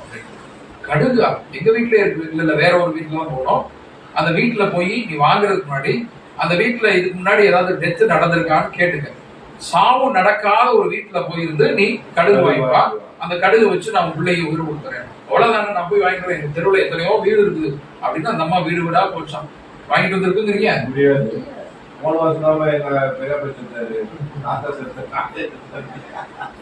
கடுகு கிடைச்சிருக்கவே கிடைச்சிருக்காது இல்லையா? அப்ப மரணம் என்பது தொடர்ந்து வரக்கூடிய ஒரு நிகழ்வு. ஆனால் அதற்கு ஒரு மரணத்துக்கு ஒரு டெட் இருக்கு, ஒரு எண்டு இருக்கு. அதான் உயிர்த்தெழுதல் நடக்கும் நாள் அப்படின்னு சொல்லிட்டு பாக்குறோம். யோவான் 5ஆம் அதிகாரம் 28ஆவது வசனம். இதை குறித்து நீங்கள் ஆச்சரியப்பட வேண்டாம், ஏனென்றால் பிரேத குழிகளில் உள்ள அனைவரும் அவருடைய சத்தத்தை கேட்கும் காலம் வரும். பிரேத குழிகளில் உள்ள அனைவரும் அவருடைய சத்தத்தை கேட்கும் காலம் வரும். இயேசு கிறிஸ்து சொல்றாரு, பிரேத குழிகளில் உள்ள அனைவரும் அவருடைய சத்தத்தை கேட்கும் காலம் வரும், அப்பொழுது அனைவரும் எழுந்து வருவார்கள் என்று. அப்ப உயிர்த்தெழுதல் நடக்கும் நாள் வரை இந்த உலகம், மனுக்குலம், உயிரினங்கள் எல்லாம் மரணத்துக்கு நேராக தான் செல்லும். இன்னொரு வசனம், வெளிப்படுத்தல் விசேஷம் 20ஆவது அதிகாரம் 12-13. வெளி 20:12-13. மரித்தோராகிய சிறியோரையும் பெரியோரையும் தேவனுக்கு முன்பாக நிற்க கண்டேன். மரித்தோர் தங்கள் தங்கள் கிரியைகள் தக்கதாக நியாயத்தில் படைந்தார்கள். 13. சமுத்திரம் தண்ணீர் உள்ள மரித்தோரை ஒப்புவித்தது, மரணமும் பாதாளமும் தங்களுள்ள மரித்தோரை ஒப்புவித்தன. யாவரும் தங்கள் தங்கள் கிரியின்படியே நியாயத்தில் படைத்தார்கள். மரித்தோராகிய சிறியோரையும் பெரியோரையும் தேவனுக்கு முன்பாக நிறுத்துகிறார்கள். மரித்தவர்கள் எல்லாம், சிறியவர் பெரியவர் எல்லாரும் தங்கள் தங்கள் கிரியைகளுக்கு தக்கதாக நியாயத்தில் படைத்தார்கள். சமுத்திரம் தண்ணீர் உள்ள மரித்தோரை ஒப்புவித்தது. ஒரு பிரமாண்டமான நிகழ்ச்சி இந்த உலகத்தில் நடக்கும் போதுன்னா இதுதான் உயிர்த்தெழுதல். ஆதாமுக்குள் எல்லோரும் மரிக்கிறது போல கிறிஸ்துவுக்குள் எல்லோரும் உயிர்ப்பிக்கப்படுவார்கள். அப்ப உயிர்த்தெழுதல் நடக்கும் கடைசி நாளிலே உன் சகோதரனும் என் சகோதரனும் உயிர்த்தெழுவான் அப்படின்னு சொல்றாங்க லாசருக்கு சொல்லும்போது. அப்ப உயிர்த்தெழுதல் நடக்கும் அந்த கடைசி நாளில் ஆண்டவருடைய 2ஆம் வருகையின் போது இந்த உலகத்தில் மரித்து போன அத்தனை பேரும் மீண்டும் எழுந்து வரப்போகிறாங்க, எழுந்து வரப்போறாங்க.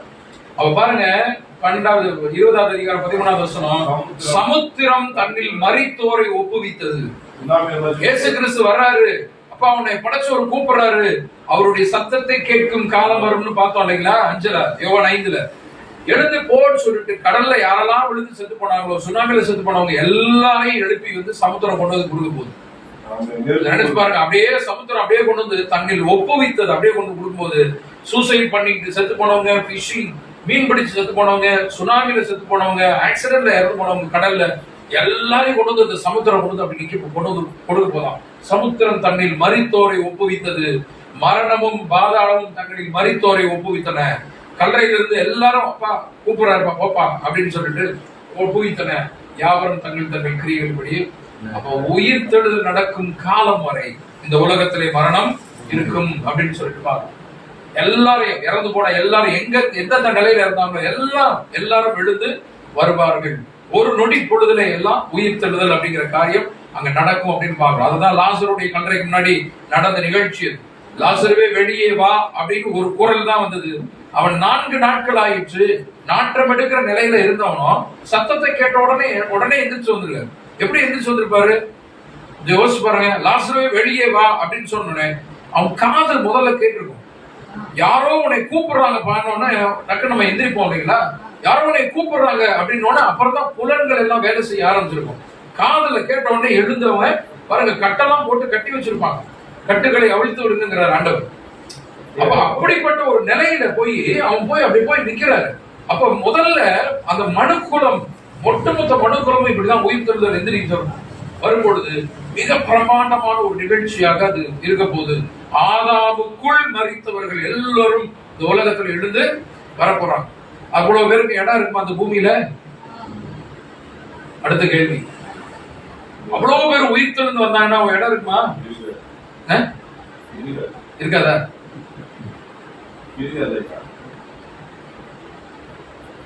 ஒரு பஸ் ஓனருக்கு தெரியும் எத்தனை சீட் இருக்கு, எத்தனை சீட்டு கொடுக்கணும். ஒரு ட்ரெயின் ஓனருக்கு, ட்ரெயின் ஓடுறவங்களுக்கு தெரியும் எத்தனை சீட் இருக்குது அப்படின்னு. இங்க இந்த ரூம்ல எத்தனை சேர் போட முடியும்னு வீட்டுக்காரங்களுக்கு தெரியும். அதே போல தேவனும் அறிவார். இந்த உலகத்துல எத்தனை பேர் வாழ முடியும் என்பது அவருக்கு தெரியும். அது வரைதான் பிறப்பு அப்படின்னு இருக்கும், அதுக்கப்புறம் நிறுத்திடுவார்.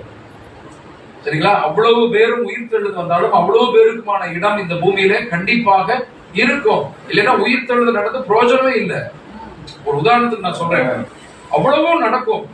அவ்வளவு பேர். சரி, இப்ப உயிர்த்தெழுதல் நடக்கும் அந்த காலகட்டத்துல பிரம்மாண்டமான ஒரு நிகழ்ச்சியாக எல்லோரும் உயிர்த்தெழுந்து வருவாங்க அப்படின்னு சொல்லிட்டு பாக்குறோம். காந்தி நேருக்கு மட்டும் கொஞ்சம் கஷ்டமா இருக்கும். காந்தி சாப்பாடு எல்லாம் என்ன பண்ணாங்கன்னா புனித நதிகள் எல்லாம் போய் தூக்கி விட்டாங்க.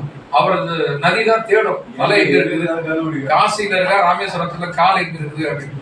அவராது பரவாயில்ல, நேரு பாத்தீங்கன்னா இந்தியா முழுக்க தூக்கி விட்டாங்களாம். இவராது நதியில தூக்கி விட்டாங்க, புனித நதிகள்ல. இந்தியா முழுக்க தூக்கி விட்டாங்க. கொஞ்சம் கஷ்டமா இருக்கும், ஆனாலும் வந்துடணும். படைத்தவர் வரும்போது எதிர்த்து வர முடியாது, எல்லோரும் எழுந்து வருவார்கள் அன்பானவர்களே. சோ இதுதான் மரணம். மரணம் எதுவரை அப்படிங்கறத நம்ம பார்த்தோம். இப்ப டாபிக்கல் ஸ்டடி எடுக்க போறோம். இப்பதான் டாபிக்கல் ஸ்டடி என்னது தலைப்பை எடுத்து இப்ப அதுவரை மரித்தவர்கள் எங்க இருக்கிறார்கள், இதுதான் போன வாரத்தினுடைய தொடர்ச்சியா நம்ம பார்க்கணும். அதுவரை என்னது, மனிதன் பிறக்கிறான், இறக்குறான், இறக்கும் போது ஆவி பிரிகிறது, உயிருக்கு போகிறது, எல்லாம் நமக்கு தெரியும். இதுவரைக்கும் மரணம் இருக்கிறது, உயிர்த்தெழுதல் வரைக்கும், ஆண்டவருடைய 2ஆம் வருகை, உயிர்த்தெழுதல் வரைக்கும் மரணம் இருக்கும், நமக்கு தெரியும். Right, okay. எல்லாரும் மரித்து போவார்கள், எல்லாரும் மரிக்கிறாங்க அப்படிங்கிறது. சரி, இப்ப மரணம் வந்த பின்னால், மரித்த பின்னால் அவர் எங்கே போகிறார்? இப்ப நம்முடைய நம்பிக்கைகள் அப்படின்னு பார்த்தோம். ஒவ்வொரு சமய நம்பிக்கைகள், மத நம்பிக்கைகள் எங்கெங்க போறாங்க அப்படிங்கறத பார்த்தோம். இப்ப நம்முடைய நம்பிக்கை, கிறிஸ்தவத்தினுடைய நம்பிக்கை என்ன? பரலோகத்துக்கு போறாங்க, நீதிமான்கள் எல்லாம் பரலோகத்துக்கு போறாங்க, பாவிகள் எல்லாம் நரகத்துக்கு பாதாளத்துக்கு போயிடுறாங்க, பரதேசுக்கு போயிடுறாங்க, இப்படிங்கிறதா நம்முடைய நம்பிக்கை. ஆனா பைபிள் என்ன சொல்லுகிறது நம்ம பார்க்கணும். பைபிள் அப்படிதான் சொல்லுதா அப்படின்னு பார்த்தோம்னா பாருங்க, டாபிக்கல் ஸ்டடி. மரணம்ங்கிற வார்த்தை 22 வசனம், மரணம் என்கிற வார்த்தை பைபிள் இருக்கு. புதிய ஏற்பாட்டுல மரணம் என்கிற வார்த்தை 22 வசனம் இருக்கு. மரித்தோர் என்கிற வார்த்தை 23 வசனம் இருக்கு. நீங்க அப்புறமேல் கவுண்ட் பண்ணிக்கலாம். 23. இப்ப இந்த மொத்தம் எத்தனை? 45 வசனங்களை வைத்து இப்ப நம்ம ஒரு சத்தியத்தை நம்ம கண்டுபிடிப்போம். மரித்தவர்கள் எங்க இருக்கிறாங்க, மரணம்னா என்ன அப்படின்னு பார்த்துட்டோம். மரித்தவர்கள், மரித்தோருடைய நிலைமை என்ன, அவங்க எங்க இருக்கிறாங்க அப்படிங்கறத கண்டுபிடிப்போம். ரைட்டா? ரைட்டா? சரி, இப்ப அந்த மரித்தோருடைய நிலை என்ன அப்படின்னு பார்க்கும்போது முதல்ல நம்ம மரித்த நீதிமான்கள்லாம் எங்க இருக்கிறாங்கன்னு சொல்றோம். பரலோகத்துக்கு போயிட்டாங்க. இளைப்பாறுதல் பரலோகத்துக்கு போயிட்டாங்க, தேவன்ட்ட இருக்கிறாங்க. நீ கவலைப்படாத, தாத்தா பாட்டி எல்லாம் அங்க இருக்கிறாங்க, உனக்காக பரிந்து பேசிட்டு இருக்காங்க, உனக்காக எல்லாம் சாக்லேட் பிஸ்கட் எல்லாம் அவர் தான் அனுப்பிச்சுட்டு இருக்காரு பிள்ளைகளுக்கு சொல்லிட்டு இருக்கோம். மரித்த அனைவரும் நீதிமான்களாக இருந்தார்கள், அவங்க எல்லாம் பரலோகத்துல இருக்கிறாங்க. பரலோகத்துல என்ன பண்ணிட்டு இருக்காங்க? பரிசுத்தர் பரிசுத்தர் பரிசுத்தர் என்று தேவனை துதித்து கொண்டு இருக்கிறாங்க. இப்படிதான் நம்ம சொல்றோம் இல்லையா? இப்படிதான் இருக்கு, வெளிப்படுத்துற விசேஷம் அப்படிதான் இருக்குது. இப்ப பைபிள் என்ன சொல்லுது பாருங்க. 115வது சங்கீதம் 17வது வரி, 115, 17. மரித்தவர்களும் மௌனத்தில் இருக்கிற அனைவரும் கர்த்தரை துதியார்கள். 115, 17. மரித்தவர்களும் மௌனத்தில் இறங்குகிற அனைவரும் கர்த்தரை துதியார்கள். துதியார்கள் அப்படின்னா துதிக்க மாட்டார்கள்.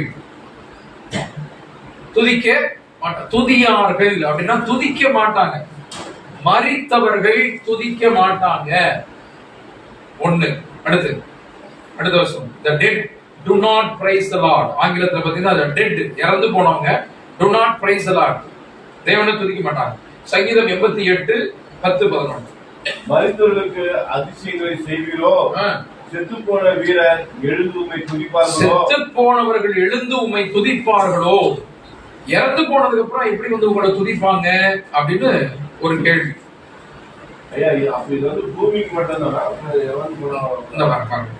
அடுத்து இன்னொரு வசனம், ஏசாயா 38,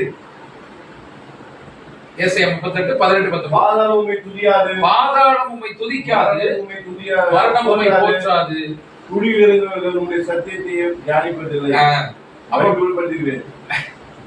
பாதாளம் உம்மை துதிக்காது, மரணம் உம்மை போற்றாது. துதிக்காது, போற்றாது. இறந்து போனதுக்கு அப்புறம் அவங்க துதிக்க மாட்டாங்க, போற்ற மாட்டாங்க. உயிரோடு இருக்கிற வரைதான் நாம் நம்முடைய துதி. இறந்து போனதுக்கு அப்புறம் அவன் வந்து அவ்வளவுதான், அது மௌனத்தில் இறங்குகிற அனைவரும் கர்த்தரை துதிக்க மாட்டார்கள். மரித்து போன பின்னால் அவர்கள் துதிக்க மாட்டாங்க. இது மனிதன் மனு குலத்துல பூமியில நடக்கக்கூடிய காரியம். ஏன்னா மரணம் எங்க இருக்குது? பூமியில தான் இருக்குது, பரலோகத்துல இல்லை. அப்ப இங்க நமக்கு சொல்லப்பட்ட விஷயங்கள், மரித்தவர்கள் கடவுளை துதிக்க மாட்டாங்க. ரைட்டா? இது ஒரு பாயிண்டா போலாம். சரி, இப்ப நம்ம அடுத்து என்ன கேள்வி கேட்கிறோம்? இப்ப மரித்தவர்கள் வந்து கர்த்தரை துதிக்க மாட்டார்களா? ஒருவேளை பாவியா இருக்கும். இப்ப எங்களை கேட்டாங்க, மரித்தவர்கள பாவியா இருக்கும், பாவிகள் கர்த்தரை துதிக்க மாட்டார்கள், பரிசுத்தவான்கள் துதிப்பாங்களாம்ல. பரிசுத்தவான்கள் நீதிமான்கள் வந்து கர்த்தரை துதிக்கலாம், அப்படி ஏதாவது வசனம் இருக்குதா? அப்படின்னா பரிசுத்தவான்கள், மரித்த பரிசுத்தவான்கள் என்ன பண்றாங்க நம்ம பார்த்தோம்னா அவங்க என்ன பண்றாங்கிறது தெரிஞ்சு. என்னுடைய கேள்வி புரியுதா? மரித்தவர்கள் கர்த்தரை துதிக்க மாட்டாங்கன்னு பார்த்தோம். இப்ப மரித்த நீதிமான்கள் கர்த்தரை துதிக்கலாம் இல்லையா? மரித்த பாவிகள் தான் துதிக்க மாட்டாங்கன்னு இருக்கலாம், பாவிகள் நீதிமான்கள் இல்ல. தெளிவா இருக்குது, மரித்தவர்கள் கர்த்தரை துதிக்க மாட்டாங்க. இப்ப கேள்வி, இடையில ஒரு கேள்வி கேட்கும்போது மரித்த நீதிமான்கள் துதிப்பார்கள். சரி, இப்ப நீதிமான்கள், மரித்து போன நீதிமான்களுடைய நிலைமை என்ன அப்படின்னு பார்க்கணுமா? இப்ப பரிசுத்தவான்களுடைய நிலைமை என்ன? முதல்ல அடுத்ததாக பரிசுத்தவான்கள் அவங்க முதல்ல நோவா, அவர் வாழ்கிறார், மரிக்கிறார், அவர் அடக்கம் செய்யப்பட்டார். கரெக்டா? அவர் எங்கேயாவது போய் தேவனை துதித்தார் ஏதாவது வசனம் இருக்குதா? 66 புத்தகத்துல கிடையாது. நோவாவில இருந்து நீங்க ஆபிரகாம்ல இருந்து நீங்க எல்லாரையும் எடுத்துக் கொள்ளுங்க, எல்லாரும் பரிசுத்தவான்கள். நோவா போல ஒரு கீழ்ப்படிதலான, ஒரு உத்தமமான, சன்மார்க்கமான ஒரு மனிதனை உலகத்துல இல்ல.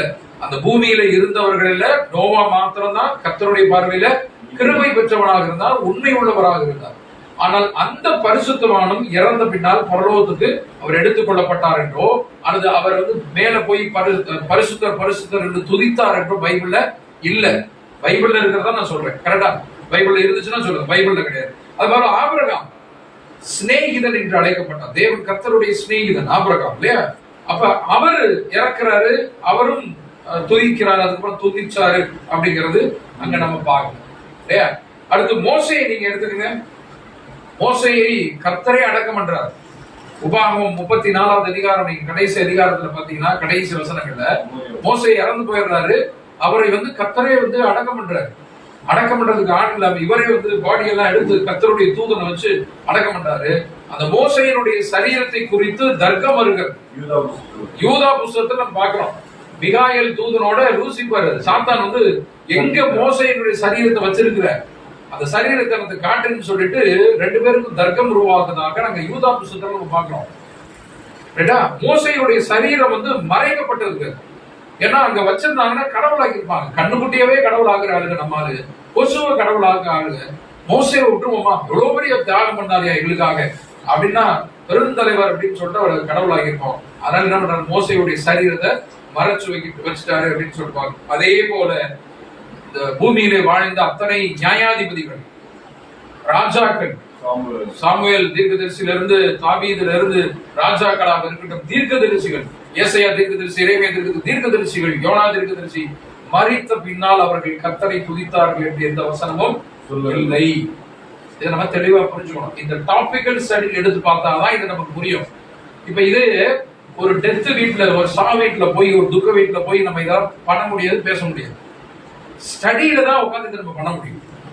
சர்ச்சில் உட்காந்து பேச முடியுமா? அதுவும் பேச முடியாது. ஸ்டடியில உட்காந்து பண்ணலாம். ஏன்னா இந்த வசனங்கள் இப்படி இல்லை, இந்த மாதிரி அவர்கள் துதிக்கிறார்கள் என்று நமக்கு இல்லை அப்படின்னு சொல்லி பார்க்கிறோம். தாவீது ஒரு மிகப்பெரிய பரிசுத்தவான் இல்லையா? இல்லையா? என் இருதயத்துக்கு ஏற்றவன் சொல்லிட்டு இந்த பூமியில வாழ்ந்த ஒரே ஒரு மனுஷன் தான் கர்த்தர் சொல்றார், தாவீது சொல்றாரு. இப்ப அவருடைய நிலைமை என்னன்னு பாருங்க. அப்போஸ்தலர் நடவடிக்கைகள் இருக்கு 2வது அதிகாரம், அப்போஸ்தலர் 2:29.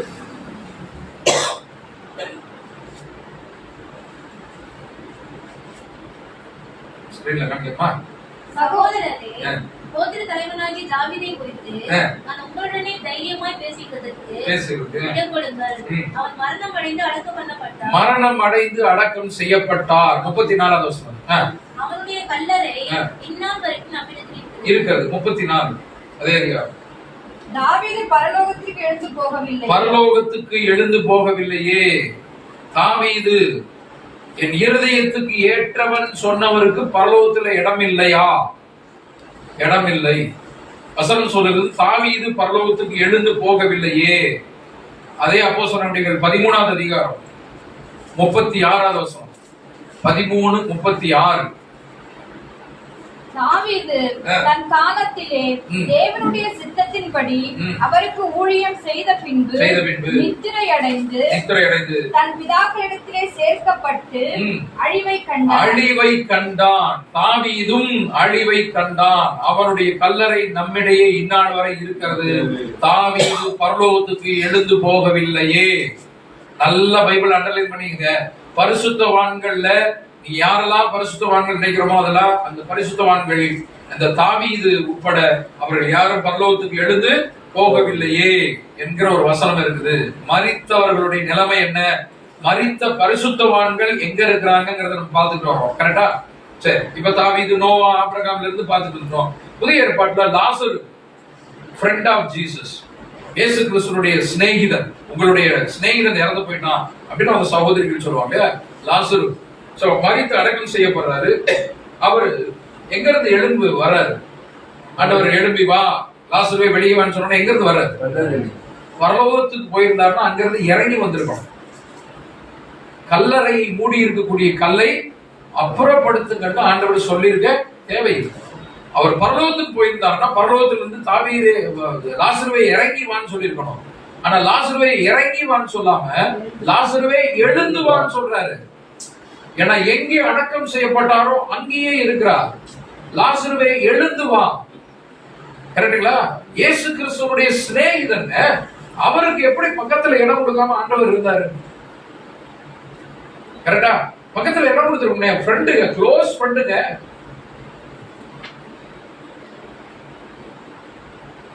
யோசிக்கிறீங்களா? அடுத்து மத்தேயு 27வது அதிகாரம், மத்தேயு 27வது அதிகாரம் 52, 53.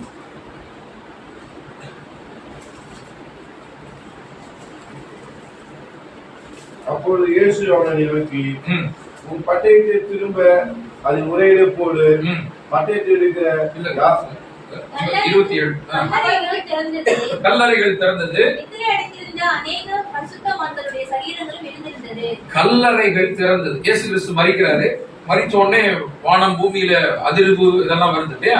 அப்ப கல்லறைகள் திறந்தது. நல்லா சித்தர் ஒரு வாசிங்க போச்சுக்காம. கல்லறைகள் திறந்தது, பரிசுத்தவான்களுடைய சரீரங்கள் எழுந்து வந்தது. இறங்கி வரல. பரிசுத்தவான்கள் இறங்கி வரல, எழுந்து வந்தார்கள். கரெக்டா? எல்லாரும் பைபிள்ல இருக்குதா? பரிசுத்தவான்கள் நித்திரையடைந்து இறந்து போன எல்லா பரிசுத்தவான்களும் எழுந்து வந்தார்கள். அவர்கள் நகரத்திலே காணப்பட்டார்கள் என்று நம்ம பார்க்கிறோம். எழுந்து வந்தார்கள். பரிசுத்தவான்கள் எங்க இருந்தாங்க? கல்லறையில எங்க அடக்கம் செய்யப்பட்டார்களோ அதே இடத்துல இருந்து அவர்கள் எழுந்து வந்தார்கள் அப்படின்னு சொல்லிட்டு பாக்குறோம். அப்ப பரிசுத்தவான்கள் எல்லாம் எங்க இருக்கிறாங்க? எங்கே அடக்கம் செய்யப்பட்டார்களோ அங்கேயே அவர்கள் இருக்கிறாங்க. ஒரு காலகட்டம் வருகிறது, ஒரு சத்தம் கேட்கும் காலம் வரும்பொழுது அங்கிருந்து அவர்கள் எழும்பி வருகிறார்கள். மிகச்சிறந்த உதாரணம் லாசரு எழும்பி வருதல். லாசருவை வெளியே வா என்று சொல்லும் போது எப்படி நாடி நரம்பெல்லாம் அவருக்கு வேலை செய்து ரத்த நாளங்கள் எல்லாம் உருவாகி எல்லாம் செத்து போனதா இருந்தாலும் கூப்பிட்டவர் யாரு? உன்னை படைத்தவர் அழைக்கிறார்ப்பா, போப்பா அப்படின்னு சொல்லிட்டு எழுந்து வருகிற அந்த சூழ்நிலை வரும் பார்த்தீங்களா? அது போல பரிசுத்தவான்கள் அனைவரும் எழுந்து வருகிறார்கள். அப்ப மரித்தவர்களும் மௌனத்தில் இறங்குகிறவர்களும் கர்த்தரை துதிக்க மாட்டார்கள். மரித்த பாவிகளும் துதிக்க மாட்டார்கள். மரித்த பரிசுத்தவான்களும் துதிக்க மாட்டாங்க. ஏன்னா எல்லாரும் கல்லறையில இருக்கிறாங்க. கரெக்டா? பரிசுத்தவான்கள் எல்லாம் கல்லறையில இருக்கிறாங்க. அவர்கள் யாரும் பரலோகத்துக்கு எழுந்து இன்னும் போகவில்லை. தாவீது பரலோகத்துக்கு எழுந்து போகவில்லையே.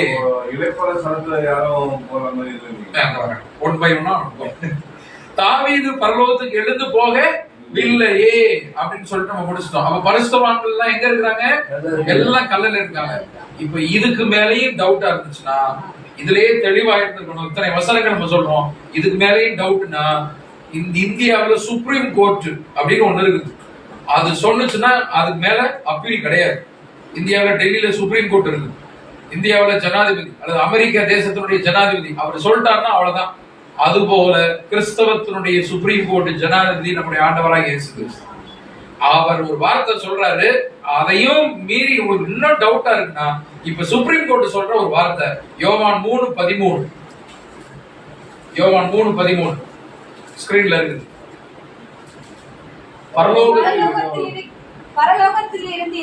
பரலோகத்தில் இருந்து இறங்கினவரும் பரலோகத்திலிருந்து இருக்கிறவருமான மனுஷகுமாரனே அல்லாமல் பரலோகத்துக்கு ஏறினவன் ஒருவனும் இல்லை. யாரு சொன்னது இத? சுப்ரீம் கோர்ட், கிறிஸ்தவத்தினுடைய சுப்ரீம் கோர்ட். அவ்வளவுதான், ஜனாதிபதி இவர்தான். பரலோகத்துக்கு ஏறினவன் ஒருவனும் இல்லை, பரலோகத்துக்கு ஏறி வந்தவர் யாரும் இல்லைன்னு சொல்லிட்டு இயேசு கிறிஸ்து சொல்லிட்டாரு.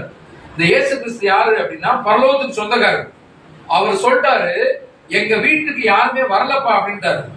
நம்ம எல்லாரும் சொல்றோம், ஆண்டவரே உங்களுக்கு தெரியல, எங்க தாத்தா அங்கதான் இருக்கிறார், நல்லா கவனிங்க அப்படின்னு சொல்றோம். இன்னொரு நம்ம சொல்றது, எங்க பாட்டி, புனிதமான பாட்டி, அவங்க நல்ல உதவி, ஏழை எளிய மக்களுக்கு எல்லாம் உதவி செஞ்சாங்க, அவங்க அங்கதான் இருக்கிறாங்க. சொந்தக்காரர் சொல்றாரு, வீட்டுக்கு சொந்தக்காரரு, எங்க வீட்டுக்கு யாருமே வரலப்பாங்கிறாரு, பரலோகத்துக்கு ஏறி யாருமே வரலப்பாங்கிறாரு. நம்ம ஆளு பூரா எல்லாம் அங்கதான் இருக்கிறாங்க. அவர் 2-3 தடவை சொல்லி பார்த்துட்டு 3-4 தடவை என்ன பண்ணாரு? கம்முன்னு போயிடுவாரு. சொன்னா கேட்டாதானே அப்படின்னு இயேசு கிறிஸ்து சொல்லிட்டாரு. அன்பானவர்களே, பரலோகத்துக்கு வசனம் இருக்குதா? பரலோகத்துக்கு ஏறி வந்தவன் ஒருவனும் இல்லை. அப்ப பூமியில இருந்து பரிசுத்தவான்கள் தான் பரலோகத்துக்கு போவாங்க, பாவிகள் போக மாட்டாங்க. அப்ப பரிசுத்தவான்கள் யாரும் பரலோகத்துக்கு ஏறி போகவில்லை. அததான் நோவாவில இருந்து நம்ம பார்த்துக்கிட்டே வந்தோம். யாருமே பரலோகத்துக்கு ஏறி போகவில்லை அப்படின்னு சொல்லிட்டு ஒரு காரியத்தை நம்ம பார்க்கணும். இது வரைக்கும் புரியுதா? அப்ப பரிசுத்தவான்கள் யாரும் பரலோகத்துக்கு ஏறி போகவில்லை அப்படின்னு ஒண்ணு. இப்ப அடுத்துதான் ஸ்டெப் பை ஸ்டெப்பா போவோம். பிரதர் கேட்டதுக்கெல்லாம் வரும். இப்ப அடுத்து நரகத்துக்கு போயிருக்காங்களா? பாவிகள்லாம் நரகத்துக்கு போயிருக்காங்களா? நரகத்துக்கு பாருங்க, அப்போஸ்தலர் 24:15. நீதிமான்களும் அநீதிமான்களுமாகிய மரித்தோர் உயிர்த்தெழுந்திருப்பது உண்டு. இப்ப இதுவரைக்கும் நம்ம பார்த்ததுலயே தெரிஞ்சு போச்சு. எல்லா நீதிமான்களோ அநீதிமான்களோ எல்லாரும் எங்க இருக்காங்க? கல்லறையில இருக்காங்க. பரிசுத்தவான்களே கல்லறையில இருக்காங்கன்னா பாவிகள் எங்க இருப்பாங்க?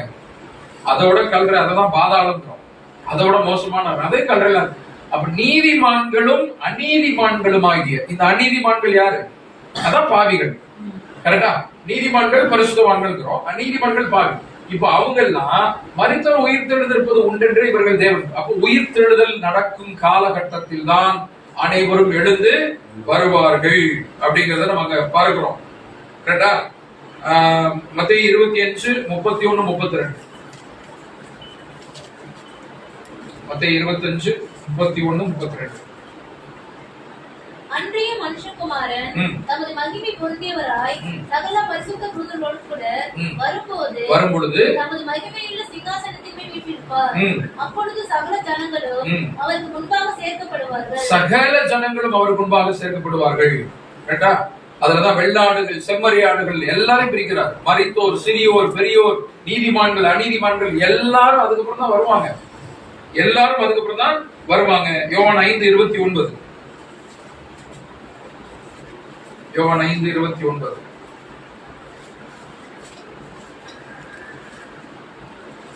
அப்பொழுது நன்மை செய்தவர்கள் ஜீவனை அடையும்படி எழுந்திருக்கிறவர்களாகவும் தீமை செய்கிறவர்கள் எல்லோரும் ஆக்கினையை தண்டனை அடைய புறப்படுவார்கள். எல்லாரும் அதுக்கப்புறம் எழுந்து வருவார்கள். நன்மை செய்கிறவர்கள், நல்லவர்கள் எல்லாம் நன்மை பரிசை பெற்றுக் கொள்ளவும், கெட்டவர்கள் எல்லாம், அநீதிமான்கள் எல்லாம் அவர்களுக்கான தண்டனை ஆக்கினை திருப்பி பெற்றுக்கொள்ளும். அப்பதான் எந்திரிச்சு வருவாங்க. இறங்கி இயேசு கிறிஸ்து வந்ததுக்கு அப்புறம் தான் இறங்கி எழுந்து வருவார்கள் அப்படின்னு சொல்லுவாங்க. அப்ப நரகத்துக்கும் யாரும் பாவிகள் யாரும் போகல.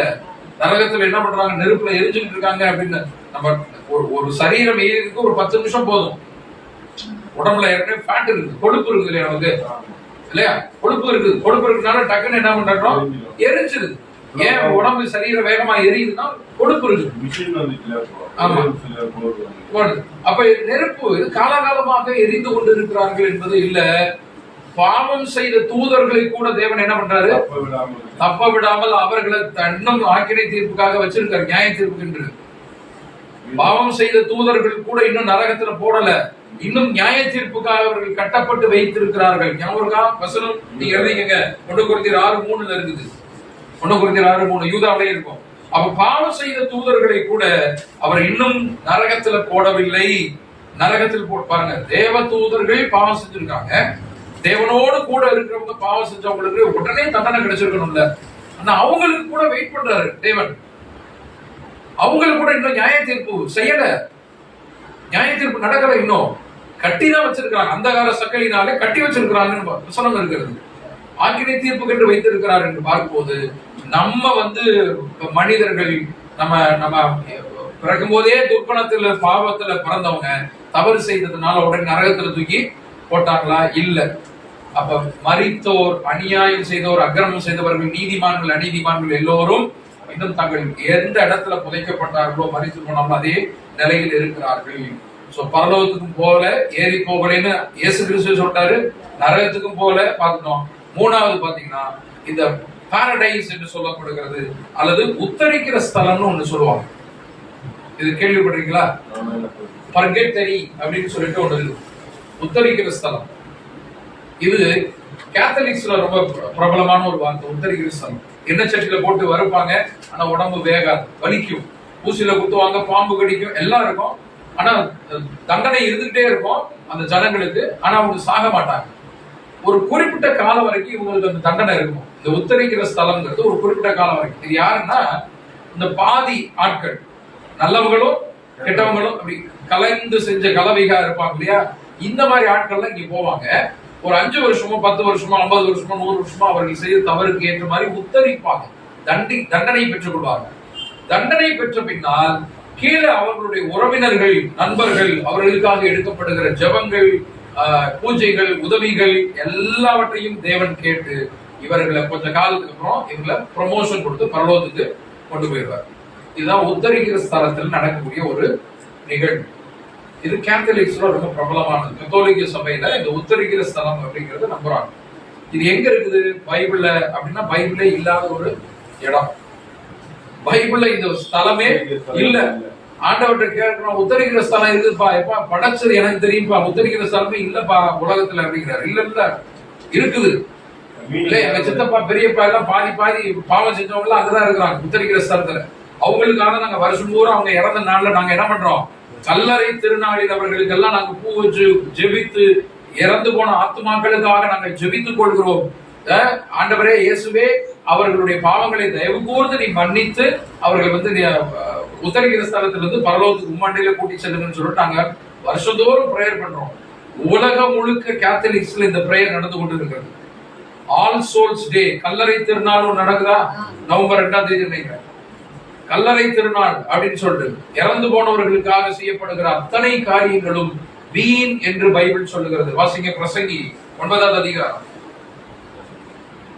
5:6. பிரசங்கி 9ஆம் அதிகாரம் 5:6. உயிரோடு இருக்கிறவர்கள் தாங்கள் மரிப்பதை அறிவார்கள். உயிரோடு இருக்கிறவர்கள் தாங்கள் மரிப்பதை அறிவார்கள். மரித்தவர்கள் ஒன்றும் அறியார்கள். மரித்தவர்களுக்கு ஒன்றும் தெரியாது. இனி அவர்களுக்கு ஒரு பலனும் இல்லை, ஒரு பலனும் இல்லை. அவர்கள் பேர் முதலாய் மறக்கப்பட்டிருக்கிறது. அவர்களுடைய பேர் அவங்க மறந்துடுவாங்க. எழுப்பி கேட்டா பேர் சொல்ல தெரியுமா? இறந்து போனதுக்கு அப்புறம் பேர் முதலாய் மறக்கப்பட்டிருக்கிறது. அவர்கள் சிநேகமும் அவர்கள் பகையும் அவர்கள் பொறாமையும் எல்லாம் ஒழிந்து போய் அவங்க இந்த உலகத்துல யாரெல்லாம் நேசிச்சாங்களோ, அன்பு கூர்ந்தாங்களோ அதெல்லாம் மறந்துடுவாங்க. யார் கூட எல்லாம் சண்டை போட்டாங்களோ அதெல்லாம் மறந்துடுவாங்க. பொறாமை எல்லாம் மறைஞ்சு போயிடுச்சு. சூரியனுக்கு கீழே செய்யப்படுகிறது ஒன்றிலும் அவர்களுக்கு இனி என்றைக்கும் பங்கு இல்லை.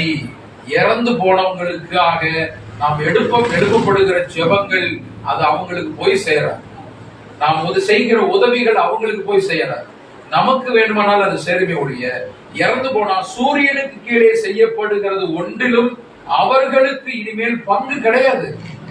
இருக்கிற வரைக்கும் நீ ஒழுங்காயிரு, அவ்வளவுதான். செத்து போனதுக்கு அப்புறம் என் பிள்ளைய பார்த்துக்கலாம் அப்படின்னா நடக்காது. சரிங்களா? நாம் செய்கிற பூஜைகள், புனஸ்காரங்கள், உதவிகள், ஜெபங்கள் எல்லாம் இது எல்லாம் எனக்கு ஆறுதல் கிடைக்கும். நம்ம ஆறுதல் ஜெப கூட்டம் போடுறோம். ஆறுதல் ஜெப கூட்டம் யாருக்கு? செத்து போனவங்களுக்கு இல்ல, உயிரோடு இருக்கிறவங்களுக்கு. ஆமா, நீ பிரியாணி ஆமா, உயிரோடு இருக்கிறவங்களுக்கு தான் ஆறுதல் ஜெப கூட்டம். ஆன்ம இளைப்பாறுதலுக்காக அது நம்ம பண்ண முடியாது. சரிங்களா? அப்ப வேதம் ரொம்ப தெளிவா இருக்குது அன்பானவர்களே. இறந்து போன பின்னால் அந்த ஆத்மா அவ்வளவுதான். அதுக்கப்புறம் அவங்களுக்கு நம்ம செய்யக்கூடிய எதுவுமே அங்க போகாது அப்படிங்கிறது 146வது சங்கீதம் 4வது வரி. 146:4.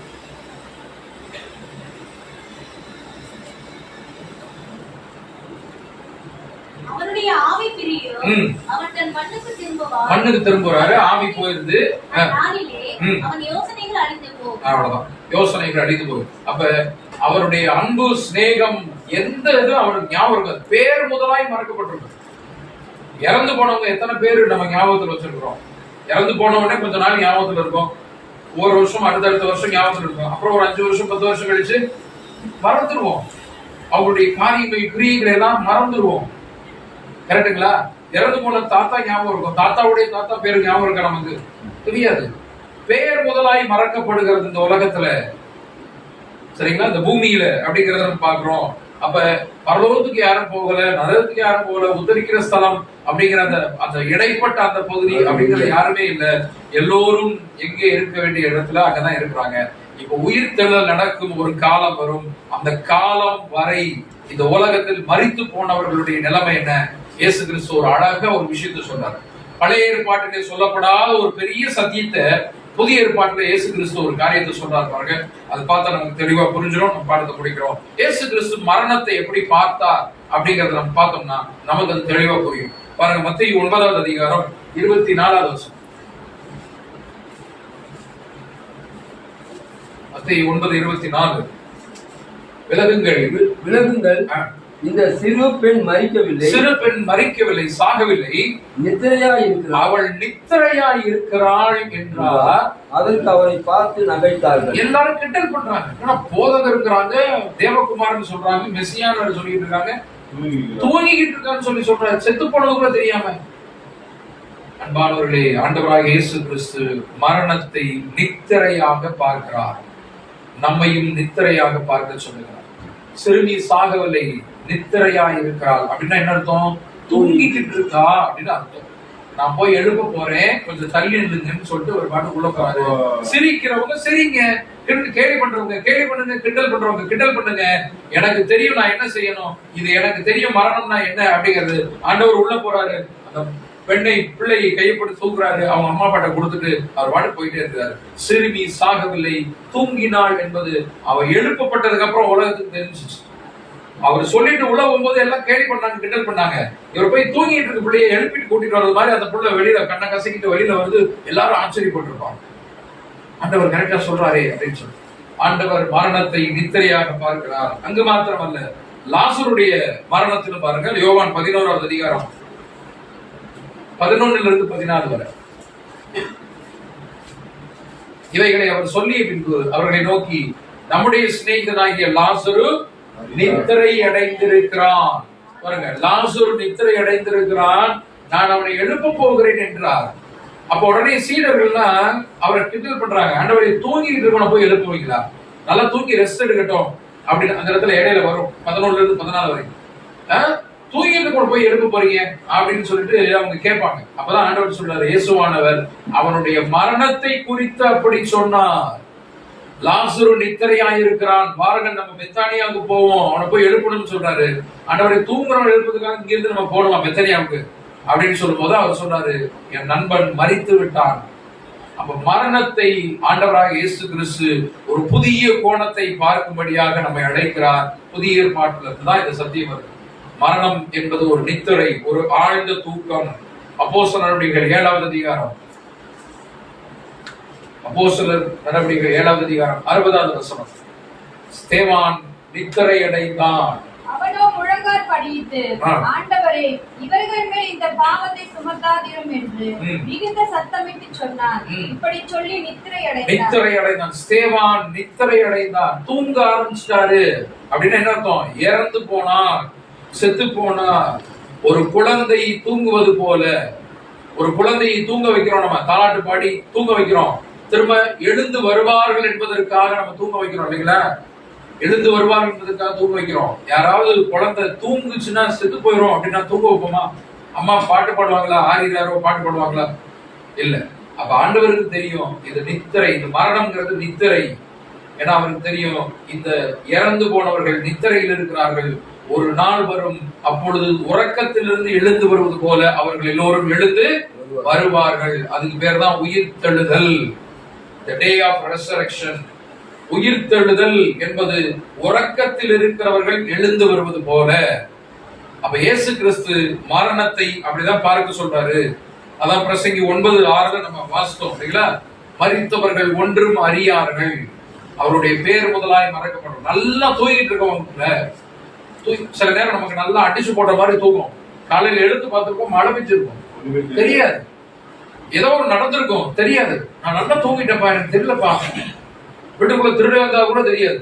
அந்த மாதிரி அடிச்சு போட்டது மாதிரி தூக்கம் வரும் இல்லைங்களா? சில நேரத்துல நமக்கு இந்த குறிப்பா பாத்தீங்கன்னா இந்த 3 மணி, அதிகாலை 3 மணி, 12 3 மணி வரை ஆழ்ந்த தூக்கம் சொல்லுவாங்க. கரெக்டா? திருடர் எல்லாம் கரெக்டா அந்த நேரத்துல வருவாங்க. ஏன்னா நல்லா தூங்கிட்டு இருப்பாங்க. கோர்ட்ல சொன்னதான் கேட்கும், நம்ம போய் பீரோ திறந்துடலாம் அப்படின்னு. அப்ப ஏன்னா அந்த ஆழ்ந்த தூக்கத்தில் இருக்கும்போது ஒண்ணுமே ஞாபகத்துல இருக்காது. அதான் பிரசங்கி 9 வருஷம் அவருடைய பேர் முதலாய் மறக்கப்பட்டிருக்கும். அவருடைய நினைவுகள் மறையும், மறந்து போயிடும். அவனுடைய சிநேகம், அன்பு, பகை, பொறாமை எல்லாம் அவங்களுக்கு ஞாபகம் இருக்காது. எப்படி ஒரு ஆழ்ந்த தூக்கத்தில் இருக்கிறவர்களுக்கு இதெல்லாம் மறந்து போகுமோ, அதே போல மரணம் என்பது ஒரு ஆழ்ந்த நித்திரை. ஒரு ஆழ்ந்த நித்திரை, நல்ல தூக்கம். அந்த நல்ல தூக்கத்தில் இருக்கிறவர்களுக்கு இதெல்லாம் தெரியாத, ஞாபகத்துல இருக்காது அப்படிங்கிறது. அதனாலதான் இறந்து போனோடனே நம்ம ஒரு வாட்ஸ்அப்ல மெசேஜ் அனுப்பணும், இறந்துட்டாரு அப்படின்னு சொன்னா RIP அப்படின்னு போடுவோம் இல்லையா? அப்படின்னு என்ன அர்த்தம்? Rest in peace, rest in peace. சமாதானத்தில் இளைப்பாறட்டும், நித்திரை அடையட்டும், தூங்கட்டும். இவ்வளவு நாளா பாடுபட்டாரு, கஷ்டப்பட்டாரு, வேலை செஞ்சாரு, இவ்வளவு இப்பவாவது நிம்மதியை தூக்கட்டுப்பா அப்படின்னு சொல்லிட்டுதான் RIPன்னு போடுவோம். Rest in piece. கல்லறையில சிலுவையில எல்லாம் RIPன்னு போடுவாங்க. ரெஸ்ட் இன் பீஸ் அப்படின்னு என்ன அர்த்தம்? ரெஸ்ட் எடுக்கட்டும், நல்ல ஓய்வு எடுக்கட்டும், நல்ல உறக்கம் கொள்ளட்டும், நல்ல நித்திரையா இருக்கட்டும். அதுதான் பெரிய ஓய்வு, பெரிய நித்திரை. சரிதான்? போஸ்டர் அடிப்போம், கர்த்தருக்குள் நித்திரை அடைந்தார்கள். போறோமா? கர்த்தருக்குள் நித்திரையடைந்த சகோதரன். நம்ம பிரசங்கம் பண்றோம், கேட்கிறோம். கர்த்தருக்குள் நித்திரை, தூக்கம்.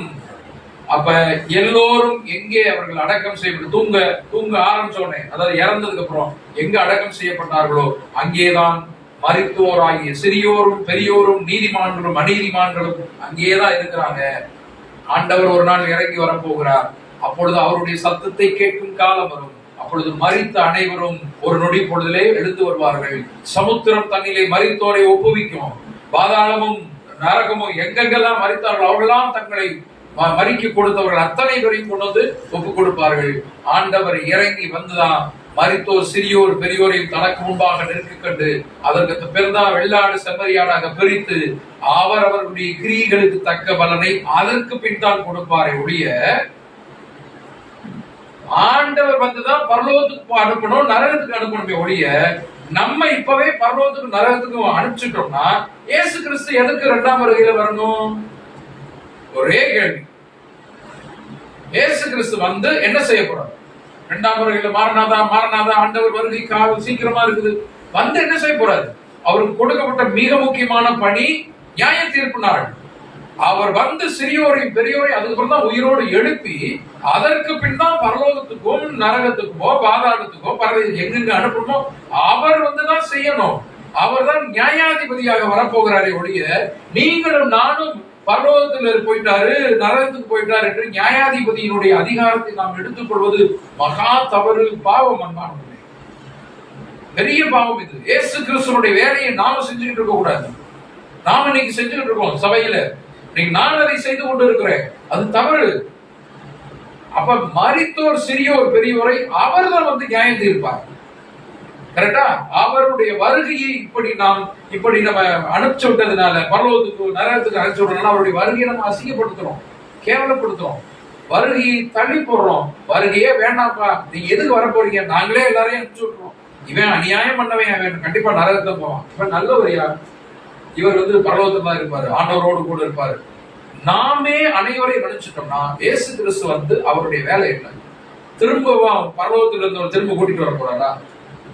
வசனம் நம்ம பார்த்தோம், பரிசுத்தவான்கள் எல்லாம் கல்லறையில இருந்தா எடுத்து வர்றாங்க. கல்லறையில லாசரும் கல்லறையில இருந்தா வர்றாங்க. தாவீது அழிவை கண்டார் பரலோகத்துக்கு போல. இயேசு கிறிஸ்து சொல்றார் பரலோகத்துக்கு ஏறி ஒருத்தர் வரலப்பா அப்படின்ட்டாரு. சரிங்களா? சோ தெளிவாக நாம் புரிந்து கொள்ள வேண்டும் அன்பானவர்களே. அதனாலதான் ஆண்டவருடைய சத்தத்தை கேட்கும் காலம் வரும். யோவான் 5:28 நம்ம வாசித்தோம் இல்லைங்களா?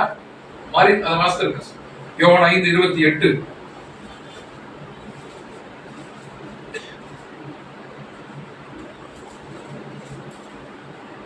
மத்தேயு 25:31. இதை குறித்து நீங்கள் ஆச்சரியப்பட வேண்டாம். இதை குறித்து நீங்கள் ஆச்சரியப்பட வேண்டாம். ஏனென்றால் பிரேத குழிகளில் உள்ள அனைவரும் அனைவரும் சத்தத்தை கேட்கும் காலம் வரும். பிரேத குழிகளில் உள்ள அனைவரும், நீதிமான்கள் அநீதிமான்கள் எல்லோரும் அவருடைய சத்தத்தை கேட்கும் காலம் வரும். அப்பொழுது மரித்த அனைவரும் எழுந்து வருவார்கள். இன்னொரு வசனம் பாருங்க, மத்தேயு 25:31-32. நான் சொன்னபோது மனுஷகுமாரன் மகிமை கொடுத்த சகல பரிசுத்தரோடும் வரும் பொழுது மகிமையுள்ள சிங்காசனத்தை விட்டிருப்பார். அப்பொழுது சகல ஜனங்களும் அவர் முன்பாக செயல்படுவார்கள். மெய்ப்பனானவன் செம்மறியாடுகளையும் வெள்ளாடுகளையும் வெவ்வேறாக பிரிக்கிறது போல சகல ஜனங்களையும் அவர் பிரிப்பார். அப்பதான் அவர் சொல்றாரு, என் பிதாவினால் ஆசீர்வதிக்கப்பட்டவர்களே வாங்க. ஞாபகம் இருக்கா வசனங்கள்லாம்? நான் பசியா இருந்தேன், எனக்கு சாப்பாடு கொடுத்தீங்க. ஏழையா இருந்தேன், எனக்கு உதவி செய்யுங்க. சிறையில் இருந்தேன், வந்து பாத்தீங்க. வியாதிப்பட்டிருந்தேன், என்னை விசாரிச்சீங்க. பிதாவினால் வைக்கப்பட்டிருக்க ஒரு நல்ல ஒரு இடத்துக்கு நீங்க போங்க. நீங்க இந்த பக்கம் இருக்கிறவங்க எல்லாம், நீங்க நான் எனக்கு எந்த உதவியும் செய்யல, அதனால நீங்க நரகத்துக்கு போங்க. இயேசு கிறிஸ்து வந்துதான் இந்த வேலையை செய்ய வேண்டும். இதுதான் வேதம் சொல்லுகிற சத்தியம். ஆண்டவர் வந்துதான் இது. நம்ம அப்ப வேதம் பைபிள் ரொம்ப தெளிவா இருக்கா? நம்ம டாபிக்கல் ஸ்டடி, மரணம்ங்கிற ஒரு வார்த்தை எடுத்தோம், மரித்தோர்ங்கிற வார்த்தை எடுத்தது, ஆங்கிலத்துல டெட்ங்கிற வார்த்தை எடுத்தது. அந்த வசனம் என்னெல்லாம் சொல்லுகிறதுங்கிறத நம்ம பார்த்துக்கிட்டே இருக்கோம். அதுக்கான விளக்கம் நம்ம அப்படிதான் சொல்றோம். கரெக்டா? அது உங்களுக்கு அந்த கலர்ல போட்டிருக்கா? அவர் வரும் பொழுது அப்புறம் தான் செம்மறியாடு வெள்ளாடு பிரிக்கிறார். செம்மறியாடு வெள்ளாடு என்னது? நீதிமான் அநீதிமான், அதுக்கு தான் பிரிக்கிறார். கரெக்டுங்களா? வசனத்தை எடுத்து நம்ம வைத்திருக்கிறோம். டாபிக்கல் ஸ்டடி நம்ம பார்க்கணும்.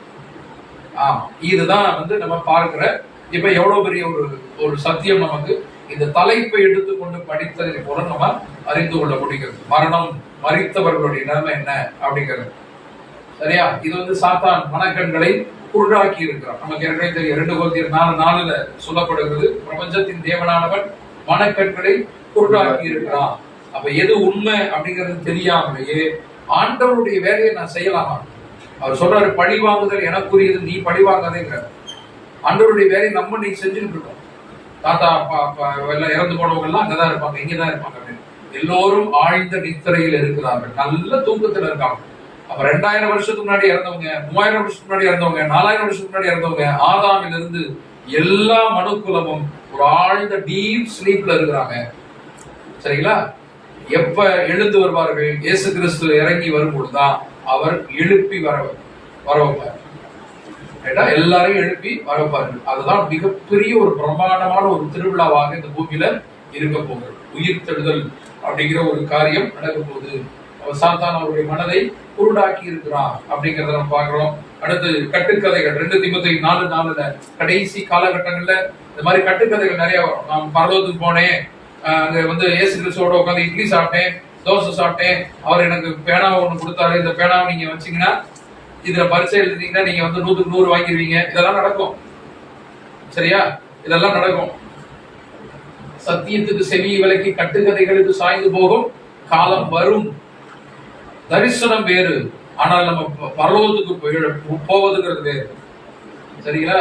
இங்க தரிசனம் பார்ப்பது வேறு. தரிசனம்ங்கிறது உண்மை, பைபிள்ல இருக்கு. ஆனா பரலோகத்துக்கு போனேன், ஆண்டவரோட உட்கார்ந்துருந்தேன், இயேசு கிறிஸ்துவோட உட்கார்ந்துருந்தேன், அவர் இந்த காரியம் தான் கொடுத்தாரு, பண்ணாரு, தாவீதை பார்த்தேன் அப்படி இப்படின்னு சொல்லிட்டு சொன்னா, அப்ப அதெல்லாம் கட்டுக்கதைகளாகும். ஏன்னா யாருமே பரலோகத்துக்கு போறேன்னு இயேசு கிறிஸ்து சொல்லிட்டாரு. நம்ம வேற எந்த அவசரம்? யோவான் 3:13 அவ்வளவுதான். யோவான் 3:13 பரலோகத்துக்கு ஏறி வந்தவன் ஒருவனும் இல்லைட்டார். அவ்வளவுதான். கரெக்டுங்களா? சோ இதுதான் அன்பானவர்களே. ஆனா இப்ப ஏன் அனுமதிக்கப்படுகிறது? கிறிஸ்தவத்துல எல்லாரும் தப்பாக இப்ப நம்பிக்கிட்டு இருக்கோம் அப்படின்னா, இயேசு கிறிஸ்து ஒரு உவமை சொல்லுவார். மத்தேயு 13ஆம் அதிகாரத்துல 24-30 வரை. மத்தேயு 13:24-30 வரை. கடைகளும் அவர் விதையை போடுவாங்க. வேறொரு உவமை அவருக்கு சொல்றாரு, பரலோக ராஜ்யம் நல்ல இடத்தில் விதைப்பட்ட நல்ல விதையை மனுஷனுக்கு ஒப்பா இருக்கிறது.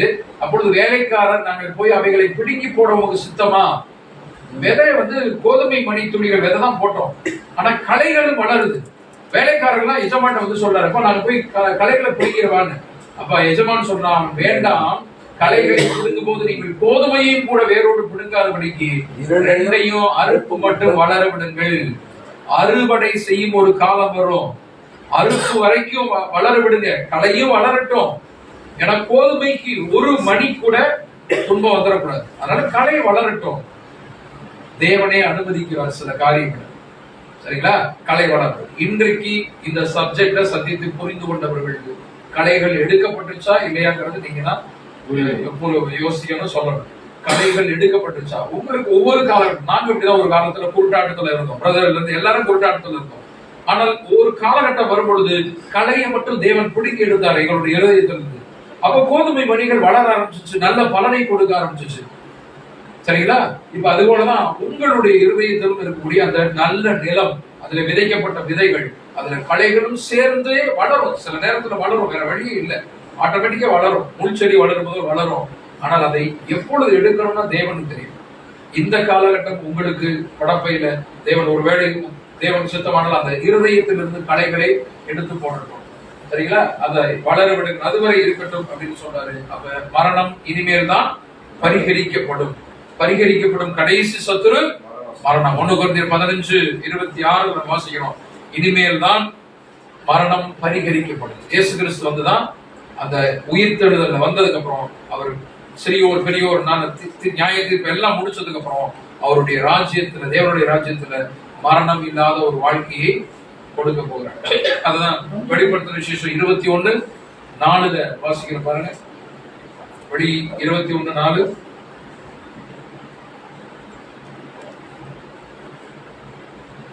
அவர்களுடைய கண்ணீர் யாவையும் தேவன் துடைப்பார். தேவன் துடைப்பார். இனி மரணமும் இல்லை, இனி மரணம் இல்லை, துக்கமும் இல்லை, அலறுதலும் இல்லை, வருத்தமும் இல்லை, முந்தினவைகள் ஒழிந்து போயின. மரணம் இல்லாத ஒரு நிலை இருக்குமா?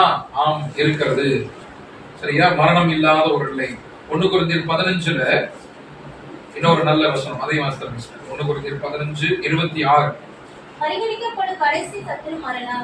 பரிகரிக்கப்படும் கடைசி சத்துரு மரணம். கடைசியில் அந்த மரணத்தை அழித்து விட்டு, மரணமே உன் கூறு எங்கே, பாதாளமே உன் ஜெயம் எங்கே என்று மரணம் இல்லாத ஒரு உலகத்தை படைப்பதுதான் ஆண்டவருடைய ஒரு திட்டமாக இருக்கிறது. அது நீங்க 51 54 வரை, அதே 15வது அதிகாரம் 51 54 வரை நீங்க அதை எழுதிக்கலாம். அழிவுள்ளதாகிய இது அழியாமையும், சாவுக்கு ஏதுவாகிய இது சாவாமையும் தரிக்கப்படும். சரியா? மரணமே உன் கூறு எங்கே, பாதாளமே உன் ஜெயம் எங்கே என்று இயேசு கிறிஸ்து மரணத்தை இல்லாதபடி செய்வார். மரணத்துக்கு மரணம் வைக்கப்படும். இது ஆண்டவர் 2ஆம் வருகையில வந்துதான் அவர் செய்வார். நியாய தீர்ப்பு செஞ்சுட்டு மரித்த சிறியோர் பெரியோர் நல்லோர் தீயோர் எல்லாரையும் நியாய தீர்ப்புல செஞ்சுட்டு தேவனுடைய ராஜ்யத்தில், அதனால நம்ம பார்க்கலாம் என்ன நடக்குது அப்படின்னு. தேவனுடைய ராஜ்யத்துல அழிவில்லாத, மரணம் இல்லாத, துன்பம் இல்லாத, வியாதி இல்லாத ஒரு வாழ்க்கையை தேவன் பரிசாக கொடுக்க போறார். ஏதேன் தோட்டத்தினுடைய வாழ்க்கையை மீண்டும் இந்த உலகத்துக்கு கொடுக்க போறார். அதுதான் இழந்து போனவைகளை தேடி மீட்டு கொடுக்கவே மனுஷகுமாரன் வந்திருக்கிறேன்னு சொல்றார். சரிங்களா? இழந்து போனது என்னன்னா, ஏதேன் தோட்டத்துல இழந்து போனதெல்லாம் நான் இழந்து கொடுத்தேன்னா, கடைசியா வெளிப்படுத்தின விசேஷம் 22:12 இதோ நான் வருகிறேன், அவனவனுடைய கிரியைகளின்படி அவனவனுக்கு நான் அளிக்கும் பலன் என்னோடு கூட, அவனவனுடைய கிரியைகளுக்கு நான் வருகிறேன், வந்துதான் அவரவருடைய கிரியைகளுக்கு தக்க பலன் நான் கொண்டு வந்து கொடுப்பேன். பரிசு பலன்னா கிஃப்ட்னு வரும் இங்கிலீஷ்ல. கிஃப்ட் நான் கொண்டு வந்து கொடுப்பேன். நான் வந்ததுக்கு அப்புறம் தான் நான் வந்து பலன் கொடுப்பேன். உங்களுடைய கிரியைகளுக்கு ஏற்ப, நீ நல்லது செஞ்சிருக்க பாப்பா, நீ கெட்டது பண்ணிருக்க போப்பா, இது நான் வந்துதான் செய்வேங்க. கரெக்டுங்களா? இப்ப நீங்க படிச்சு பாருங்க வேதத்தை ரொம்ப தெளிவா. இப்ப நீங்க புரியும். ஏன்னா வந்து செய்யறேங்கிறாரு, நம்ம வரதுக்கு முன்னாடி நம்ம எல்லாரையும் அனுப்பிச்சு விட்டுறோம். அப்ப அவர் வந்து என்ன செய்ய போறாரு, எல்லாம் ஒரே குழப்பமா இருக்கும். இப்ப இந்த டாபிக்கல் ஸ்டடி தலைப்பை எடுத்து, மரணம்ங்கிற தலைப்பை எடுத்துட்டு அதை வைத்து பார்க்கும்போது நம்ம இவ்வளவு பெரிய மகத்துவமான சத்தியத்தை நம்ம கேட்க தெளிவடைய நமக்கு ஏதுவாக இருக்கும். சரிங்களா? சோ இதுல ஒரு குழப்பம், மரித்தவர்கள் வந்து உயிரோடு வருவாங்க அப்படிங்கிறதுக்கு ஒரு குழப்பம் வருவதற்கு பைபிள்ல இருக்கக்கூடிய ஒரே ஒரு நிகழ்வு என்ன, நம்ம பைபிள் குழப்பல, நம்ம குழம்பிக்கிட்ட ஒரே ஒரு நிகழ்வு என்னன்னா, ஐஸ்வர்யவானும் ஏழை லாசரும் இறந்து போனதுக்கு அப்புறம் அவங்க வந்து பேசினதாக பைபிள்ல சொல்லப்பட்ட ஒரு இடம். இது மிக முக்கியமான ஒரு இடம். ஆபிரகாம் மடிக்கு போறாரு, அதை வச்சுதான் ஆபிரகாம் மடிக்கு தரித்திரர் போறாரு அப்படின்லாம் சொல்றோம். இப்ப அவன் ஆபிரகாம் மடிக்கு போற அளவுக்கு அந்த ஏழை என்ன புண்ணியம் பண்ணாரு?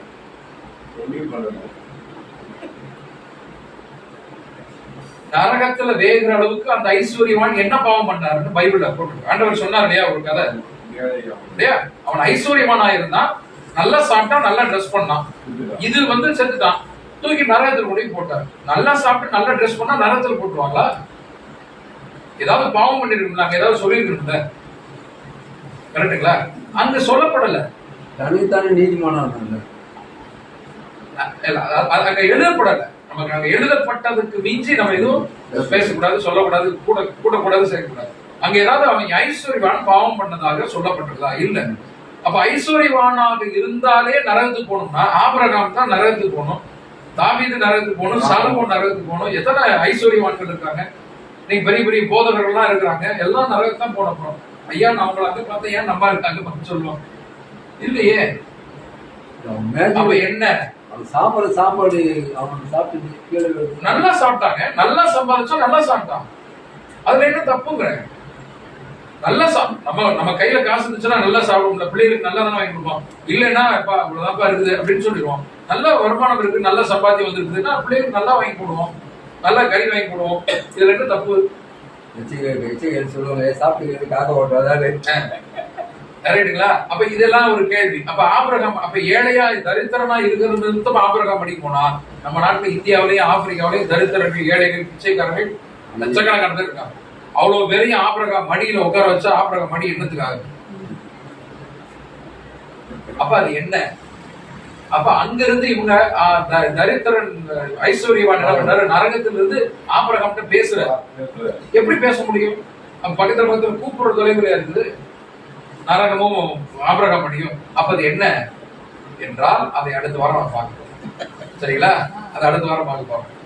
ஏன்னா அதை பார்த்தாதான் ஆத்மா 3 பார்ட் 3 அது என்ன அப்படிங்கறது நமக்கு புரியும். அதோட பழைய ஏற்பாட்டுல ஒருத்தர் உயிரோடு ஒருத்தர் சாமுவேல் ஆவி, சவுல் ராஜா குறி சொல்லுகிறவர்கிட்ட போய் சாமுவேல் ஆவியை எழுப்பிட்டு வர சொல்றாரு. சாமுவேல் ஆவி எழுந்து வரும். அப்ப வந்தது சாமுவேல் ஆவி வந்துச்சு பாத்தீங்களா? அப்ப மரித்தவர்கள் திரும்ப வர்றாங்க, ஆத்மா திரும்ப வருது. ஐஸ்வர்யன் பேசுறாரு பாருங்க, தரித்திரன் பேசுறாரு பாருங்க, ஆபிரகாம் மணி பாருங்க, ஆபிரகாம் பேசுறாரு, மருவு மலையில எலியா இவங்க எல்லாம் திரும்பி வர்றாங்களே. அப்ப இந்த நிகழ்ச்சிகள் எதை சொல்லுகிறது என்னங்கிறத நான் அடுத்த வாரம் தேவன் சித்தமான அதை பார்ப்போம். அதுவரை இந்த பாடத்தை இதோட நம்ம புரிந்து கொள்ளுமாறு உங்களுடைய அன்போடு நான் கேட்டுக்கொள்கிறேன். இன்னும் சில கேள்விகள் இருந்ததுன்னா உங்களுக்கு அடுத்த வாரம் அந்த பாடம் முடிவடைக்கும். மரித்தோர் எங்க, பரிசுத்தவான்கள் எங்க அப்படிங்கிறது. சரிங்களா? தொடர்ந்து ஜெபித்துக் கொடுங்கள். தேவன் நமக்கு பிரகாசமான வரக்கல்களை தந்து ஆசீர்வதித்து வழி நடத்துவார்.